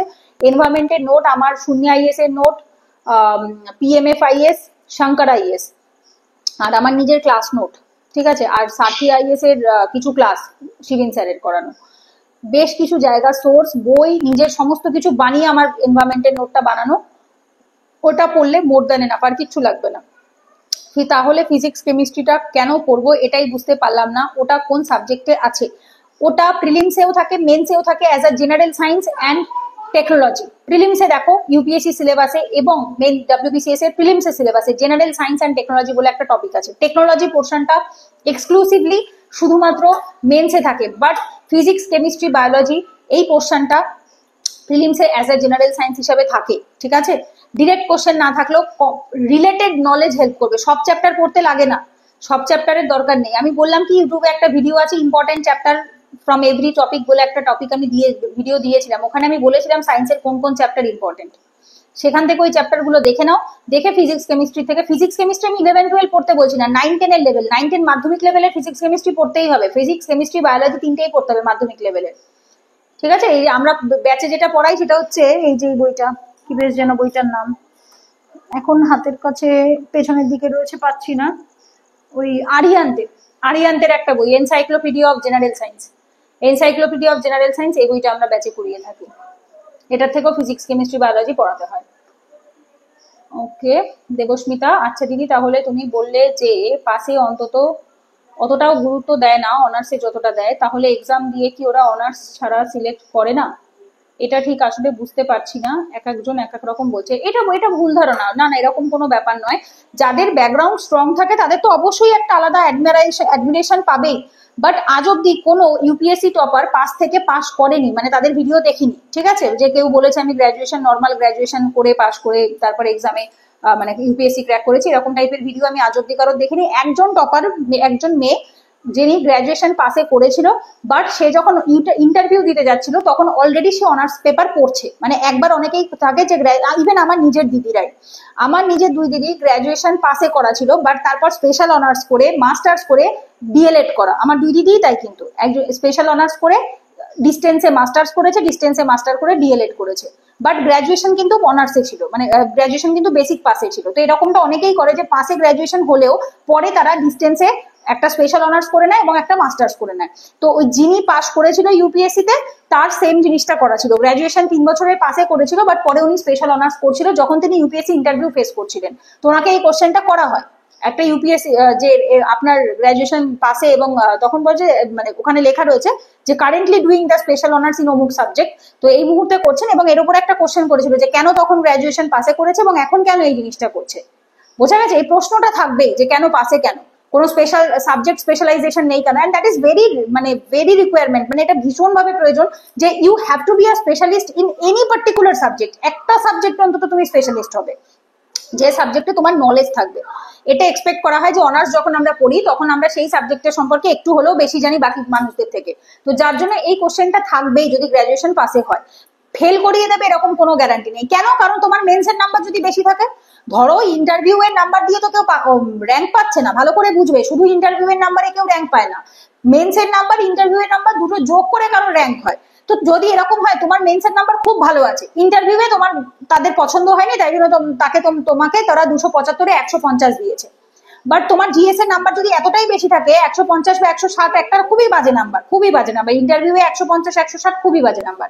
সেখানে যদি তোমাকে 150 বা 60 দিয়েও থাকে, বাট তোমার মেন্সের নাম্বার অনেক বেশি ছিল, যোগ করেছে পরে ওভারঅলে অনেক বেশি এসে গেছে, র্যাঙ্ক এসে গেছে, বোঝা গেছে? তো শুধুমাত্র ইন্টারভিউ এর নাম্বারের উপর কারোর পাস ফেল নির্ভর করে না, মেন্সের নাম্বারই একমাত্র যেটা আমাদের পাস ফেল ডিসাইড করায়। সমিয়া শর্মা ম্যাম 2017 বা 18 সালে যিনি র্যাঙ্ক 9 হয়েছিলেন, তার ইন্টারভিউ এর নাম্বারও ভালো ছিল না। তার ইন্টারভিউ এর নাম্বার ছিল 165, 275-এ তার নাম্বার ছিল 165, যেটা মোটেই ভালো নাম্বার নয়। তারপরেও র্যাঙ্ক 9 হয়েছে। কি করে র্যাঙ্ক 9 হলো? মেন্সের নাম্বার প্রচুর ছিল, মেন্সে জিএস এর নাম্বার ভরপুর নাম্বার ছিল, সো স্বাভাবিকভাবে ইজিলি নাম্বার যোগ করেছে, পর বেশি এসে গেছে। সো শুধুমাত্র ইন্টারভিউ কখনো ডিসাইডিং ফ্যাক্টর হয় না, mains that is your deciding factor, যেটা তুমি পাস করবে কি করবে না, ঠিক আছে? সো যার জন্য focus on the mains, interview এর উপরে নয়, মেন্সের উপর ফোকাস করো। জ্যোতি, আচ্ছা ঠিক আছে দিদি। শুভম, জিএস এর ফাউন্ডেশন পুরো না করলে কি এথিক্স সাবজেক্টটা বোঝা যায় না? অবশ্যই বোঝা যায়। Ethics is totally different subject. Ethics এর সাথে জিএস এর কোনো সম্পর্ক নেই, দূর দূরাস্ত তক সম্পর্ক নেই, ঠিক আছে? এথিক্স খুব ইজিলি বোঝা যায়। এথিক্স এর ক্র্যাশ কোর্স আমি যখন করিয়েছি, প্রচুর বিগিনার স্টুডেন্টরা জয়েন করেছে যারা কোনোদিনও জিএস পড়েইনি, প্রথমবার ব্যাচে আমার কাছে ভর্তি হয়েছে। যেই শুনেছে 111 টাকা এত কম পয়সায় কোথায় করাবে এথিক্স এর ক্র্যাশ কোর্স, 12-14টা ক্লাস, 14 না 15টা ক্লাস করিয়েছিলাম 111 টাকায়। তো দ্যাটস ওয়াই তখন প্রচুর বিগিনার স্টুডেন্ট ভর্তি হয়েছে, তো যার সাথে জিএস এর কোনো সম্পর্ক নেই। অনিমেষ লিখেছো, in which ancient text do you find the earliest reference to the varna system? এটা কি বলছো? হ্যাঁ বল। এই কোশ্চেনটা মানে এটা ডব্লিউবিসিএস এর প্রিভিয়াস এর কোশ্চেন আসছিল একবার লিখছে, তো আমি সলভ করে তো মাঝে মাঝে পড়ি। হ্যাঁ, তো ওইখানেই ছিল এই কোশ্চেনটা, ওখানে অপশন ছিল মনুসংহিতা, ঋগ্বেদা, অথর্ববেদা, শতপথ, ব্রাহ্মণ। তো এটা মানে এটা আমার মনে হচ্ছিল যে মনুসংহিতা হবে না Rigveda. It is very difficult basically বলা, বিকজ তুমি যেগুলোর কথা বলছো সবকটাতেই বার্না সিস্টেমের কথা মেনশন আছে। ঋগ্বেদেও আছে, শতপথ ব্রাহ্মণেও আছে, আর হচ্ছে তোমার ওই কি বলে মনুসংহিতাতেও আছে। বাট আমার যতদূর ধারণা মনুসংহিতাই নিয়েছে, because Manusamhita is very infamous, প্রচন্ড ইনফেমাস বার্না সিস্টেমকে প্রচার করার জন্য, বোঝা গেছে? সো এরকম কোশ্চেন ডব্লিউবিসিএস এ দিল কেন? অ্যাকচুয়ালি এইখানে অ্যানসার দাও, মানে এটা আমি ডব্লিউবিসিএস স্ক্যানার আছে আমার, তো ওখানে অপশন দেখাচ্ছে ঋগ্বেদ, মানে ডব্লিউবিসিএস এ এরকম কোশ্চেন দিলে ওরা অ্যানসার এটা বলা, দেখো বেসিক্যালি আমি একটা কথা বলি, সেটা হচ্ছে ভার্না সিস্টেমের কথা যদি আমি বলি, এই অপশনটা দেয়নি ভগবত গীতা। ভগবত গীতা আজ থেকে 5,500 বছর আগে লেখা হয়েছে, ঠিক আছে? মানে টাইম, ঘটনাটা ঘটেছে আজ থেকে 5,500 বছর আগে, তো 5-5,500 বছর আগে, সেটাও ঋগ্বেদেরও আগে। তো ঋগ্বেদের আগেই ভগবত গীতাতেই ভার্না সিস্টেমের কথা বলা হয়েছে। তো বেসিক্যালি এরা অপশন গুলোই ঠিক দেয়নি, কারণ মনুস্মৃতির টাইম পিরিয়ড কেউ জানে না। মনুস্মৃতি, ঋগ্বেদ, এগুলো যে টাইম পিরিয়ড দেওয়া হয়েছে না, এগুলো সব একটা আন্দাজে দেওয়া হয়েছে যে এই টাইমে হলেও হতে পারে। এগুলোর কোনো প্রপার টাইম পিরিয়ড স্পিরিচুয়ালিটির সাথে হিস্ট্রি বইয়ের টাইম পিরিয়ড মেনে না, একদমই মেলে না। তো সেক্ষেত্রে এখানে ঋগ্বেদ দিচ্ছে, ঋগ্বেদ যেহেতু সব থেকে ওল্ডেস্ট টেক্সট, সেই হিসেবে ঋগ্বেদ দিতে পারে, বাট তারও আগে অনেক টেক্সট রয়েছে, বাট যে টেক্সটগুলো ইতিহাস বই কভারই করে না। সো দ্যাটস ওয়াই এখানে অ্যান্সার সে মনুস্মৃতি নিক বা ইয়ে নিক, মানে ঋগ্বেদ নিক, কোশ্চেনটা একটা ওয়াক কোশ্চেন ছিল, মানে কোশ্চেনটাই ভুল কোশ্চেন। আমি হলে এরকম কোশ্চেন অ্যাটেম্প্ট করবো না, তোমরা হলেও করবে না। কিছু কোশ্চেন থাকে, স্পেশালি ডব্লিউবিসিএস এটা করে, ইউপিএসসি কোনোদিনও করে না। ডব্লিউবিসিএস এই ধরনের কোশ্চেনের আগে অনেক আসতো, খুব বোকা বোকা টাইপের কোশ্চেন দিত, যেগুলোর কোনো মাথা মুন্ডু থাকে না, ঠিক আছে? সুতরাং এই ধরনের, হ্যাঁ বুঝতে পেরেছি, হ্যাঁ বুঝতে পেরেছি। আগেকার দিনের কোশ্চেন এরকম হতো, আগে এর থেকেও বেকার কোশ্চেন অনেক আছে। তো বেকার আমি ওই কারণে বলি সবসময় রিসেন্ট লাস্ট 5-7 বছরের কোশ্চেন সলভ করো, which is more than enough. যত পেছনে যাবে তত বেকার কোশ্চেন খুঁজে পাবে। একদম ওই মোটামুটি 14-15-16 সালের পর থেকে কোশ্চেন সলভ করতে স্টার্ট করবে। বলো। বললাম যেহেতু মানে বললে যে আমি যে 35 বছর পর্যন্ত দিতে পারবো 9টি অ্যাটেম্প থাকবে। এবার সেই ক্ষেত্রে যদি 2026-এ যদি আমি এরকম ফার্স্ট যদি অ্যাটেম্পটা দিই, যে পরীক্ষাটা দিয়ে দেখি কিরকম হয়, হ্যাঁ, তো সেই ক্ষেত্রে তো আগে তাহলে হচ্ছে আমার হাতে 8টি অ্যাটেম্প থাকবে। যদি হচ্ছে একদম যে 26-এ হচ্ছে দেব মানে প্রিলিমসটা, যে এখন পড়াশোনা করছি বা তোমার পড়াশোনার উপর যে পড়াচ্ছ সেই উপর ভিত্তি করে, তো সেই ক্ষেত্রে বলছি যে 27-এ যদি ফুল প্রিপারেশন নিয়ে দিই, তো তাহলে এখন থেকে মানে কিভাবে পড়াশোনা করা উচিত, মানে এটা যদি একটু বলো। দিনে 8 থেকে 10 ঘন্টা পড়তে হবে। যারা ফুল ফ্লেজেড অ্যাসপিরেন্ট, কলেজ যেতে হয় না, বাড়িতে থাকে, তারা দিনে 8 থেকে 10 ঘন্টা পড়বে। 8 ঘন্টা তো মিনিমাম পড়তেই হবে, 8 ঘন্টার কম পড়ে কোনো লাভ নেই। মিনিমাম 8 ঘন্টা পড়তে হবে প্রত্যেক দিন। 15 দিনের মাথায় বা 14 দিনের মাথায় একটা করে গ্যাপ নেওয়া যাবে, মানে মাসে 2 দিন করে ছুটি নিতে পারবে। আর তার সাথে হচ্ছে রুটিনটাকে এমন ভাবে বানাতে হবে, আমি একদিনে 2টো সাবজেক্টের বেশি পড়বো না। কারেন্ট অ্যাফেয়ার্স এখনই পড়া স্টার্ট করবো না। যারা 27-এ পরীক্ষা দেবে, কারেন্ট অ্যাফেয়ার্স এখনই কোনো প্রয়োজন নেই। 26-এ মে মাসের পর থেকে কারেন্ট অ্যাফেয়ার্স পড়তে স্টার্ট করবে।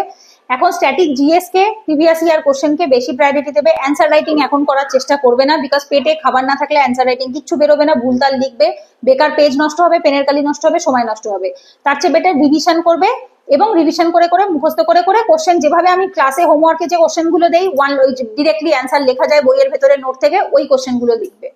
ব্যাস, এইটুকু কাজ হচ্ছে তোমাদের এখন। দিনে সকালবেলা ঘুম থেকে উঠে জিএস পড়লে, ঘন্টা 3-4 মতো, 4 ঘন্টা মতো জিএস পড়ে নিলে, দেন তারপর কিছুক্ষণ আধ ঘন্টা 1 ঘন্টা কোশ্চেন সলভ করে নিলে, ওই টপিকটার উপর বেস করে কিছু প্রিভিয়াস ইয়ার কোশ্চেন সলভ করলে, দুপুরবেলা বা বিকেলবেলা হয়তো একটু ম্যাথ রিজনিং করলে, কারেন্ট অ্যাফেয়ার ইংলিশ করলে, ব্যাস 2 ঘন্টা ম্যাথ করলে, 2 ঘন্টা ইংলিশ করলে, বা অপশনাল করলে আর ম্যাথ রিজনিং করলে, যেটাই করো এগুলো করবে। ম্যাথ রিজনিং অপশনাল, এগুলোকে বিকেলে রাখবে, আর সকালবেলাটা জিএসটাকে রাখবে। এইভাবে করে সকালবেলা 4-5 ঘন্টা, বিকেলবেলা 4-5 ঘন্টা। খুব ইজি এটা এমন করা, মানে যারা ফুল ফ্লেজেড অ্যাসপিরেন্ট, বাবা মায়ের টাকায় খায়, বাইরে কোনো কাজ করে না, ঘরে বসে থাকে, যদি কোনো কাজ না থাকে, তাদের পক্ষে 8-10 ঘন্টা পড়া কোনো ব্যাপারই না।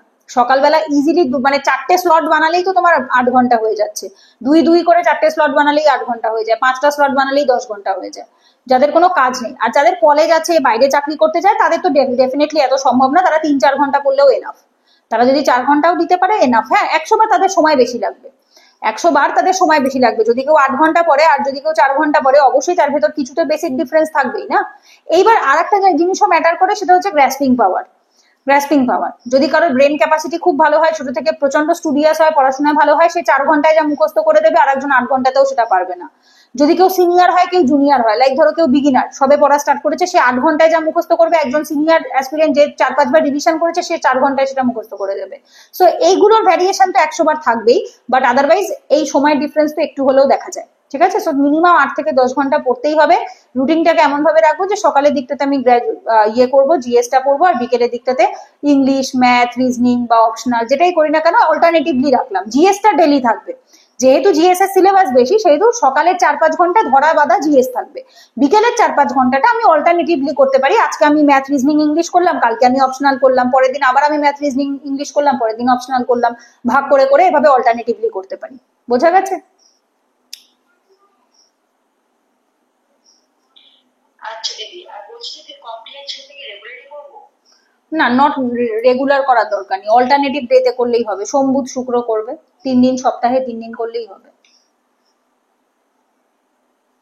আচ্ছা, যে জ্যোতি কি লিখেছো, মডার্ন হিস্ট্রি পড়তে গিয়ে কোথাও কোথাও আইই এই লেখাটা থাকছে, এটার মানে কি বুঝতে পারছি না, এটা একটু বলে দাও। দ্যাট ইজ, আইই মানে দ্যাট ইজ, মানে ওই যে মানে জিজ্ঞেস করলে না, মানে ওই মানেটাই বাংলায় যেটাকে আমরা মানে বলি, ওটাকে ইংলিশে দ্যাট ইজ বলে, ওটাকেই শর্টে আইই বলে। আইই মানে দ্যাট ইজ, এটা বাংলায় বলে এটা হলো। বলো। ম্যাম বললাম আইজি মানে কি, আইজি করে লেখা। আইজি মানে এক্সাম্পল, আইজি মানে এক্সাম্পল। ঠিক আছে, যখন কোনো কিছুর উদাহরণ দেওয়া হয়, বাংলায় যেটাকে আমরা উদাহরণ বলি, ওটাকে ইংলিশে আইজি বলে।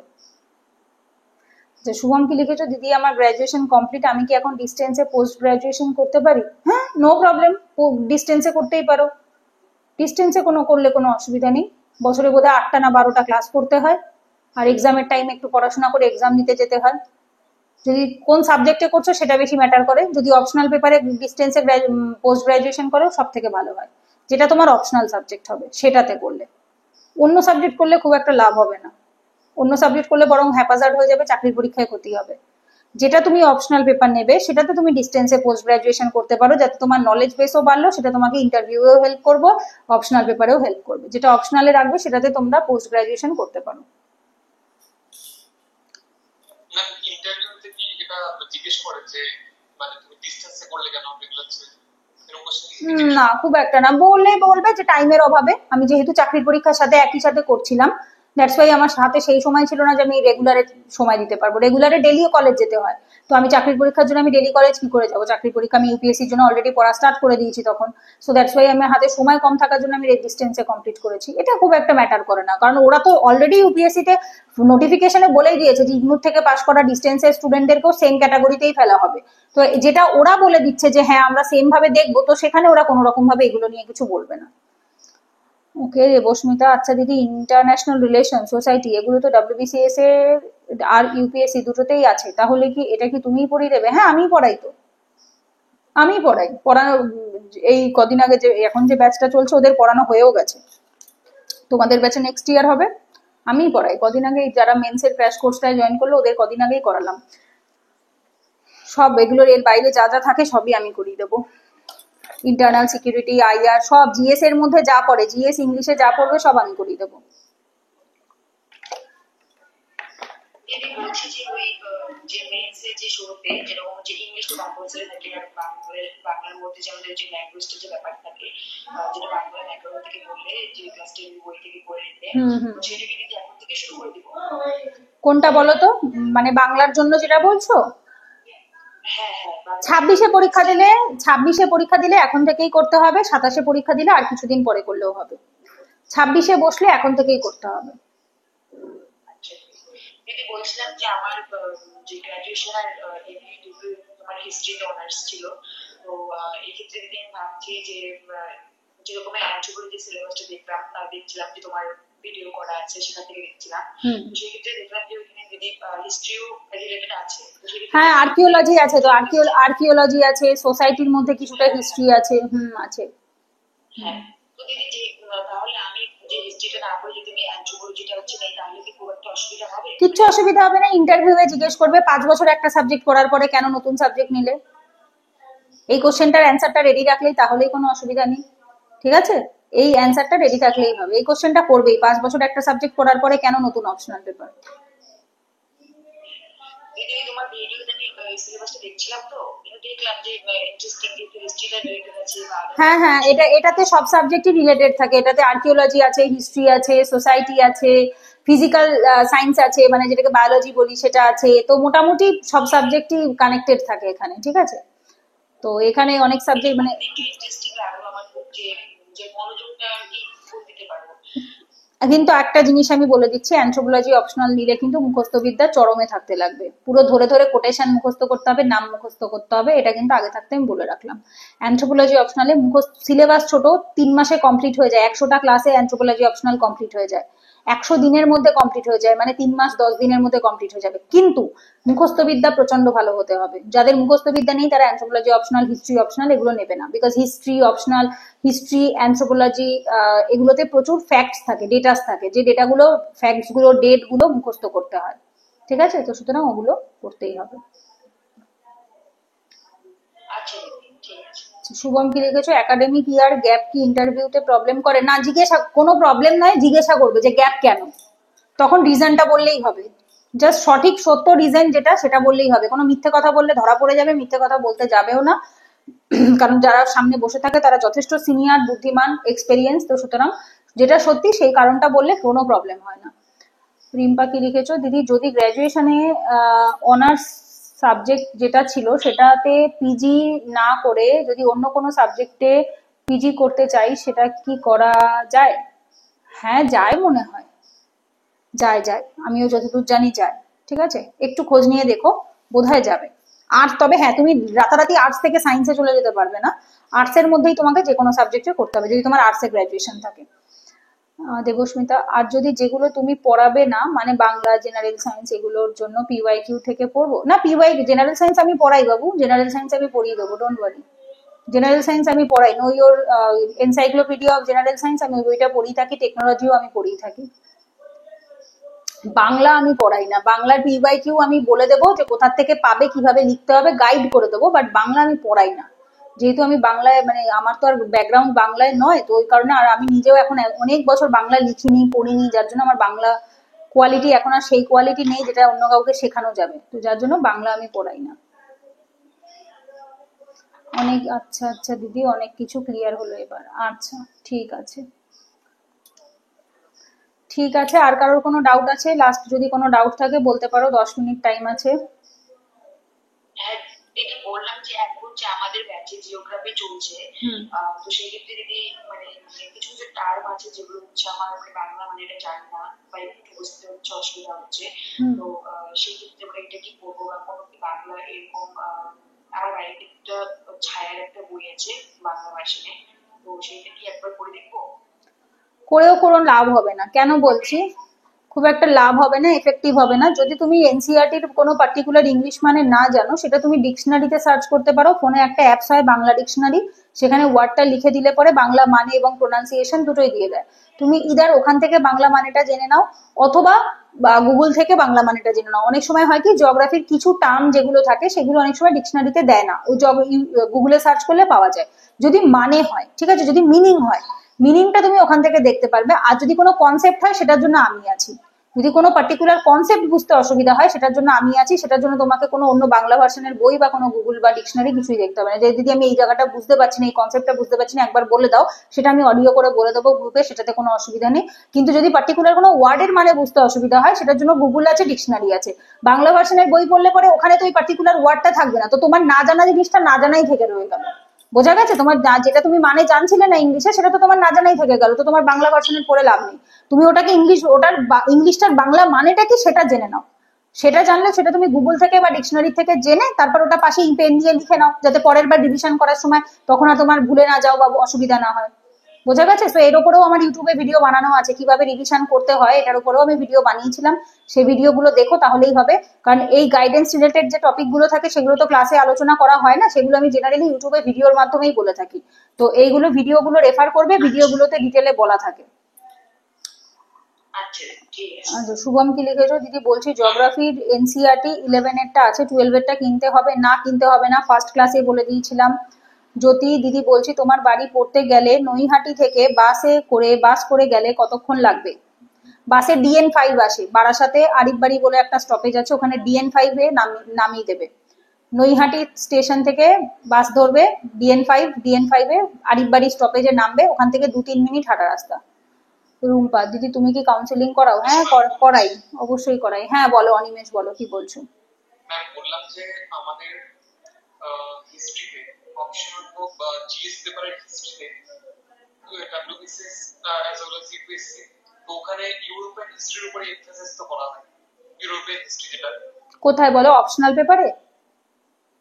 অপশনালে জিএস পেপারে না না, জিএসএ থাকে না। ওয়ার্ল্ড হিস্ট্রিতে সব মেলানো থাকে, শুধু ইউরোপিয়ান থাকে না। ওয়ার্ল্ড হিস্ট্রিতে সব, আফ্রিকা থেকে শুরু করে ইউরোপ থেকে নর্থ আমেরিকা, রাশিয়া, সব ওয়ার্ল্ড সব সব থাকবে। Russian revolution, world war 2, Nazi, imperialism, colonialism, সব টপিক থাকে। শুধুমাত্র ইউরোপিয়ান থাকে তা নয়। কারণ আমাদের হিস্ট্রিতে আমাদের গ্র্যাজুয়েশনও ইউরোপিয়ান হিস্ট্রি সব আছে, মানে ইনক্লুড চাইনিজ জাপানিজ হিস্ট্রি সব পড়ছে। হ্যাঁ, এগুলো চাইনিজ জাপানিজ রেভলিউশন এগুলো সব আছে সিলেবাসে ওয়ার্ল্ড হিস্ট্রির মধ্যে, শুধুমাত্র ছোট করে। এগুলোর এক একটা টপিক থেকে আমাদের দুটো থেকে 3টে করে পেজ পড়তে হয়। Chinese revolution, Japanese revolution, Russian revolution, এগুলোর জন্য সব আমরা 2 পেজ করে নোট করি, তার বেশি লাগে না। বোঝা গেছে? কারণ এর ওয়েটেজ কম, পরীক্ষায় কোশ্চেন কম আসে, একটা কি দুটো কোনো বছর আসেও না। ওয়ার্ল্ড হিস্ট্রির কোশ্চেন মাঝখানে 3-4 বছর আসেইনি, আবার একটা কি দুটো আবার কোনো বছর আসলো। সো দ্যাটস ওয়াই এটার ওয়েটেজ কম, সেহেতু প্রত্যেকটা টপিকে 1 থেকে 2 পেজ করে নোট রেডি করে রাখলেই এনাফ হয়ে যায়। আর আমাদের যে নতুন ডব্লিউবিসিএস সিলেবাসটা, ওখানে অনেক নতুন কিছু ঢুকিয়েছে, মানে ইবিএস এর পার্টটা বেশি আর কি। তোমার ভিডিওটা যে দেখলাম, হ্যাঁ 40 নাম্বার ইবিএস ঢুকিয়েছে। হ্যাঁ, তারপরে পলিটি ইকোনমিতে 20-40, আগে তো কম ছিল, এখন তো 40 করে দিল। হ্যাঁ, তো ওই টপিক ওইগুলোর উপরে বেশি এমফাসাইজ করতে হবে তো বেশি, একদম ইউপিএসসির মতো করে, আমার ব্যাচে কোনো ডিফারেন্স নেই। হ্যাঁ, আমার ব্যাচে কোনো ডিফারেন্স নেই। আমার ব্যাচে এতদিন অবধি WBCS এর ছেলেমেয়েগুলো ফাঁকি মারতো বসে বসে, এবার থেকে আর ওরা ফাঁকি মারতে পারবে না। আগে ওদেরকে কিছু করতে বললেই ওরা বলতো দিদি এটা তো ইউপিএসসি তে থাকে, আমাদের তো থাকে না, তাই আমরা করবো না। এবার থেকে আর সেটা বলার কোনো জায়গা নেই। এবার থেকে ওদেরকেও হার্ডওয়ার্ক করতে হবে, পড়াশোনা করতে হবে। তো সুতরাং আমার ব্যাচে কোনো ডিফারেন্স হবে না, বিকজ আমি তোমাদের পড়াই ইউপিএসসি প্যাটার্নে। তো তোমাদের যেভাবে জিএস এর করানো হবে, environment, science and tech, polity, economy, আমি ওটা ইউপিএসসির মতো করেই করাবো, ততটাই ইম্পর্টেন্স দিয়েই করাবো। তো সুতরাং তোমাদের এমন কিছু এক্সট্রা করতে হবে না, তোমরা যা করছো সেটাই কন্টিনিউ থাকবে। আর ম্যাম বললাম ইউপিএসসি তে মানে গ্রামার পোর্শন আছে, ইংলিশের গ্রামার মানে কম্প্রিহেনশন ছাড়াও হ্যাঁ, ইংলিশ কম্পালসারি পেপারে আসে, ইংলিশ কম্পালসারি পেপারটাই আসে। ও মানে কম্পালসারি যেটা মানে ওটা দিতেই হবে সবাই কম্পালসারি, যেটাতে 25% পেতে হয় ওই পেপারটাই আসে। ওটা কি মেইনসে থাকে? মেন্সে থাকে, ইংলিশ আর বেঙ্গলি দুটোতে মেন্সে থাকে। আচ্ছা মানে কম্পালসারি পেপারটা মানে ইংলিশ আর বেঙ্গলি যে কোনো একটা সিলেক্ট করে দিতে হবে না? দুটোই দুটোই ইংলিশ সবার জন্য, কোনো সিলেকশনের কোনো ব্যাপার নেই। ইংলিশ ইজ কমন, ইংলিশ সবাইকে লিখতে হবে। আর ল্যাঙ্গুয়েজ পেপারে তুমি তোমার মাতৃভাষা লিখতে পারবে। ও মানে আমাদের রিলেভেন্ট মানে English Bangla English Bangla compulsory, তোমাকে লিখতেই হবে। তুমি ওখানে কোনো চুজ করার কোনো ব্যাপার নেই। শুভম কি লিখেছো? WBCS এ extra art and culture of বেঙ্গলটা করতে হবে। একদম, WBCS এ আর্ট অ্যান্ড কালচার এক্সট্রা। হ্যাঁ বলো শ্রাবণী, কি বলছো? হ্যাঁ, বলছি যে দিদি যে ইংলিশ কম্পালসারি যে পেপারটা আছে সেখানে কি ভয়েস চেঞ্জ, ন্যারেশন এগুলো থাকবে? হ্যাঁ, কখনো কখনো দেয়, সেন্টেন্স মেকিং দেয়, মানে দেয়, সিনোনিম অ্যান্টোনিম দেয়, ইডিয়াম দেয়, সব দেয়। এটা ডিপেন্ড করে, এক এক বছর এক এক রকম আসে। আচ্ছা, ইডিয়ামসটা তুমি করাচ্ছো? ইডিয়ামস আর ও যে একটা বই বলেছ না অবজেক্টিভ ইংলিশে যা থাকবে, ডেসক্রিপটিভে যা থাকবে সব আমি করিয়ে দেবো। ওগুলো তোমাদের কিছু করতে হবে না, ওগুলো ব্যাচে সব করানো হবে। ইংলিশ আর জিএস এর মধ্যে যা যা পড়বে সব আমি করিয়ে দিই, ঠিক আছে? এর বাইরে যেগুলো থাকে ওগুলো তোমাদেরকে করতে হবে। আমি যে তুমি বলেছিলে আরেকটা ওই বইটা, তো ওই বইটা তো অবভিয়াসলি পড়ছি। আমি এখন লিখিত সরকারটা নিইনি, কারণ ওই বইটা মানে কনফিউজ হচ্ছে। একটা দেখছি পুরনো, যেটা মানে স্কুলের জন্য একটা দেখছি, আর একটা দেখছি যে কভারটা লাল রঙের বা অনেক সময় ভায়োলেট কালারের, ওখানে দেখছি ইউপিএসসি মানে কোশ্চেন ইনক্লুড করা। কোনটা কিনলে ভালো হয়? যেটা ইউপিএসসি এর কোশ্চেন ইনক্লুড করা, ওটা কম্পিটিটিভের জন্য বানানো।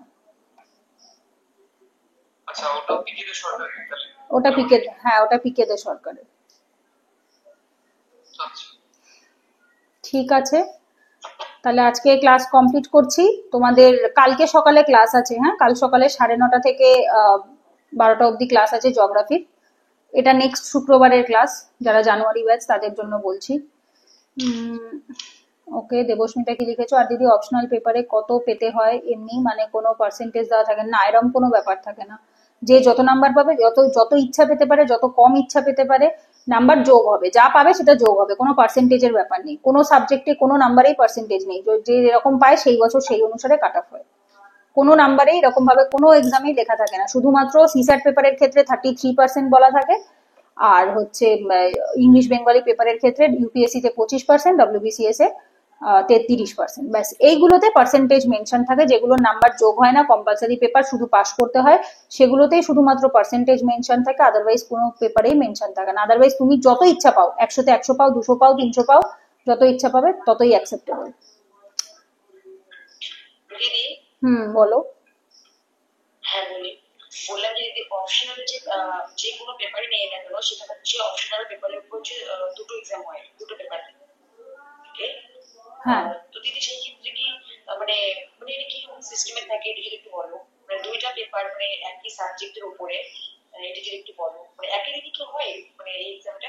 হ্যাঁ, সকালে একটা, বিকেলে একটা, মর্নিং শিফটে একটা, দুপুরের শিফটে একটা হয়। সিলেবাস আলাদা থাকে, একটা ওয়ার্ল্ডের পয়েন্ট অফ ভিউ থাকে, একটা ইন্ডিয়ার পয়েন্ট অফ ভিউ থাকে। তোমরা সিলেবাস এখনো অব্দি দেখোনি, তার মানে ইউপিএসসি সিলেবাস অপশনাল পেপারের, সেটা আগে দেখাটা বেশি প্রয়োজন। কারণ 4 মাস হয়ে গেছে পড়ছো, এখনো অপশনাল, এখনো সিলেবাস যদি মুখস্থ না থাকে, it is very poor. Optional paper বা যে কোনো ইউপিএসসি সিলেবাস, এটা মুখস্থ থাকতে লাগবে, এক্সামের প্যাটার্ন মুখস্থ থাকতে লাগবে। এগুলো নখদর্পণে থাকার পরে তারপর প্রিপারেশন শুরু করতে হবে। প্রিপারেশন শুরুর পরেও এগুলো না জানাটা একদমই ভালো নয়, দ্যাট ইজ মানে একটা নেগেটিভ সাইন, ঠিক আছে? তো সিরিয়াস স্টুডেন্টরা এরকম হবে না। সিরিয়াস ক্যান্ডিডেট যে হবে, সে এক্সামের A to Z খুঁটিয়ে জেনে সমস্ত কিছু তারপর সে পড়াশোনাতে আসবে। তো সুতরাং এক্সামের pattern, syllabus, previous year question, এটা প্রথম দিন থেকে আমি ডে 1 এর ক্লাস থেকে আমি বলে আসছি, এটা তোমাদের মুখস্থ করে রাখতে হবে, এটা ভুলে যাওয়ার কোনো জায়গা নেই। পেপার 1 অপশনালে কি থাকে, পেপার 2 তে কত থাকে, কত পার্সেন্টেজ পেতে হয়, এর কি প্যাটার্ন থাকে, এগুলো সব প্রথম থেকে জানতে হবে। বিগিনার যারা নেক্সট ইয়ার এক্সাম দেবে তাদের তো এখন সব রিভিশন থাকতে লাগবে। আমি নিজে আমার লাস্ট একটা অ্যাটেম্প্ট আছে, আমি সামনের বছর পরীক্ষায় বসছি না বিকজ আমি এখন দিনে 10-12 ঘন্টা পড়তে পারবো না বলে। আমি 27-এ পরীক্ষায় বসবো বিকজ আমি অন্তত কারণ আমাকে আমার হাজবেন্ড বলছে পরীক্ষায় বসার জন্য, আমি বললাম না, 1 বছর আমার জন্য হবে না। তো আমার এতটা পড়ার পরেও আমার মনে হচ্ছে 1 বছর ইজ নট এনাফ, আমার মনে হচ্ছে 2 বছর হলে তবে গিয়ে আমি এক্সামে বসতে পারবো। সো যার জন্য যদি পাস করতে হয়, সিরিয়াস ভাবে পড়াশোনা করতে হয়, এক্সামের ব্যাপারে you have to be very serious, প্রচন্ড ভাবে সিরিয়াস হতে হবে। এবং এ টু জেড সিলেবাসের যা দেওয়া রয়েছে, প্রিলিমসের, মেন্সের, এক্সাম প্যাটার্নে কখন কি রকম হচ্ছে, এ টু জেড সব জানতে হবে, মুখস্থ রাখতে হবে, সিলেবাস মুখস্থ থাকতে হবে, প্রত্যেকটা ওয়ার্ড মুখস্থ থাকতে হবে যেভাবে দেওয়া আছে অ্যাজ ইট ইজ, সেইভাবে করে প্রিলিমস এর, WBCS এর হোক, UPSC এর হোক, ওইভাবে মুখস্থ রাখতে হবে এখন থেকে, প্রথম থেকে, ঠিক আছে? বিকজ অলরেডি তোমাদের অনেকটা মাস কেটে গেছে, এখন তোমাদের এগুলো মনে রাখাটা খুব দরকার, এগুলো ভুলে যাওয়ার কোনো জায়গা নেই, ঠিক আছে? তো এই জিনিসগুলো অবশ্যই কিন্তু এখন মনে রাখবে। ওকে, অপশনাল পেপারে এক্সাম কি আলাদা দিন হয়? আলাদা দিনে বলতে একদিনে অপশনাল পেপার হবে, জিএস হবে, ইংলিশ প্রথমে এসে হয়, তারপর GS 1-2 হবে, তারপর 3-4 হবে, তারপর লাস্টের দিকে গিয়ে ইংলিশ, বেঙ্গলি আর অপশনাল হবে। 5 দিনের পরীক্ষা হয়, এক একটা দিনে 2টো করে এক্সাম থাকে। মানে আমি এটা জানতাম না, ওই জন্য জিজ্ঞেস, মানে আমি বুঝতে পারতাম না, মানে মেইনসের এক্সাম গুলো কি মানে একদিনই হয় নাকি আলাদা দিন হয়? 5 দিন বসে হয়, প্রথম দিন একটা পরীক্ষা, পরের দিন 2টো পরীক্ষা, তারপরের দিন 2টো পরীক্ষা, তারপরে আবার 1 সপ্তাহ বাদে গিয়ে আবার 2টো পরীক্ষা, আবার 2টো পরীক্ষা।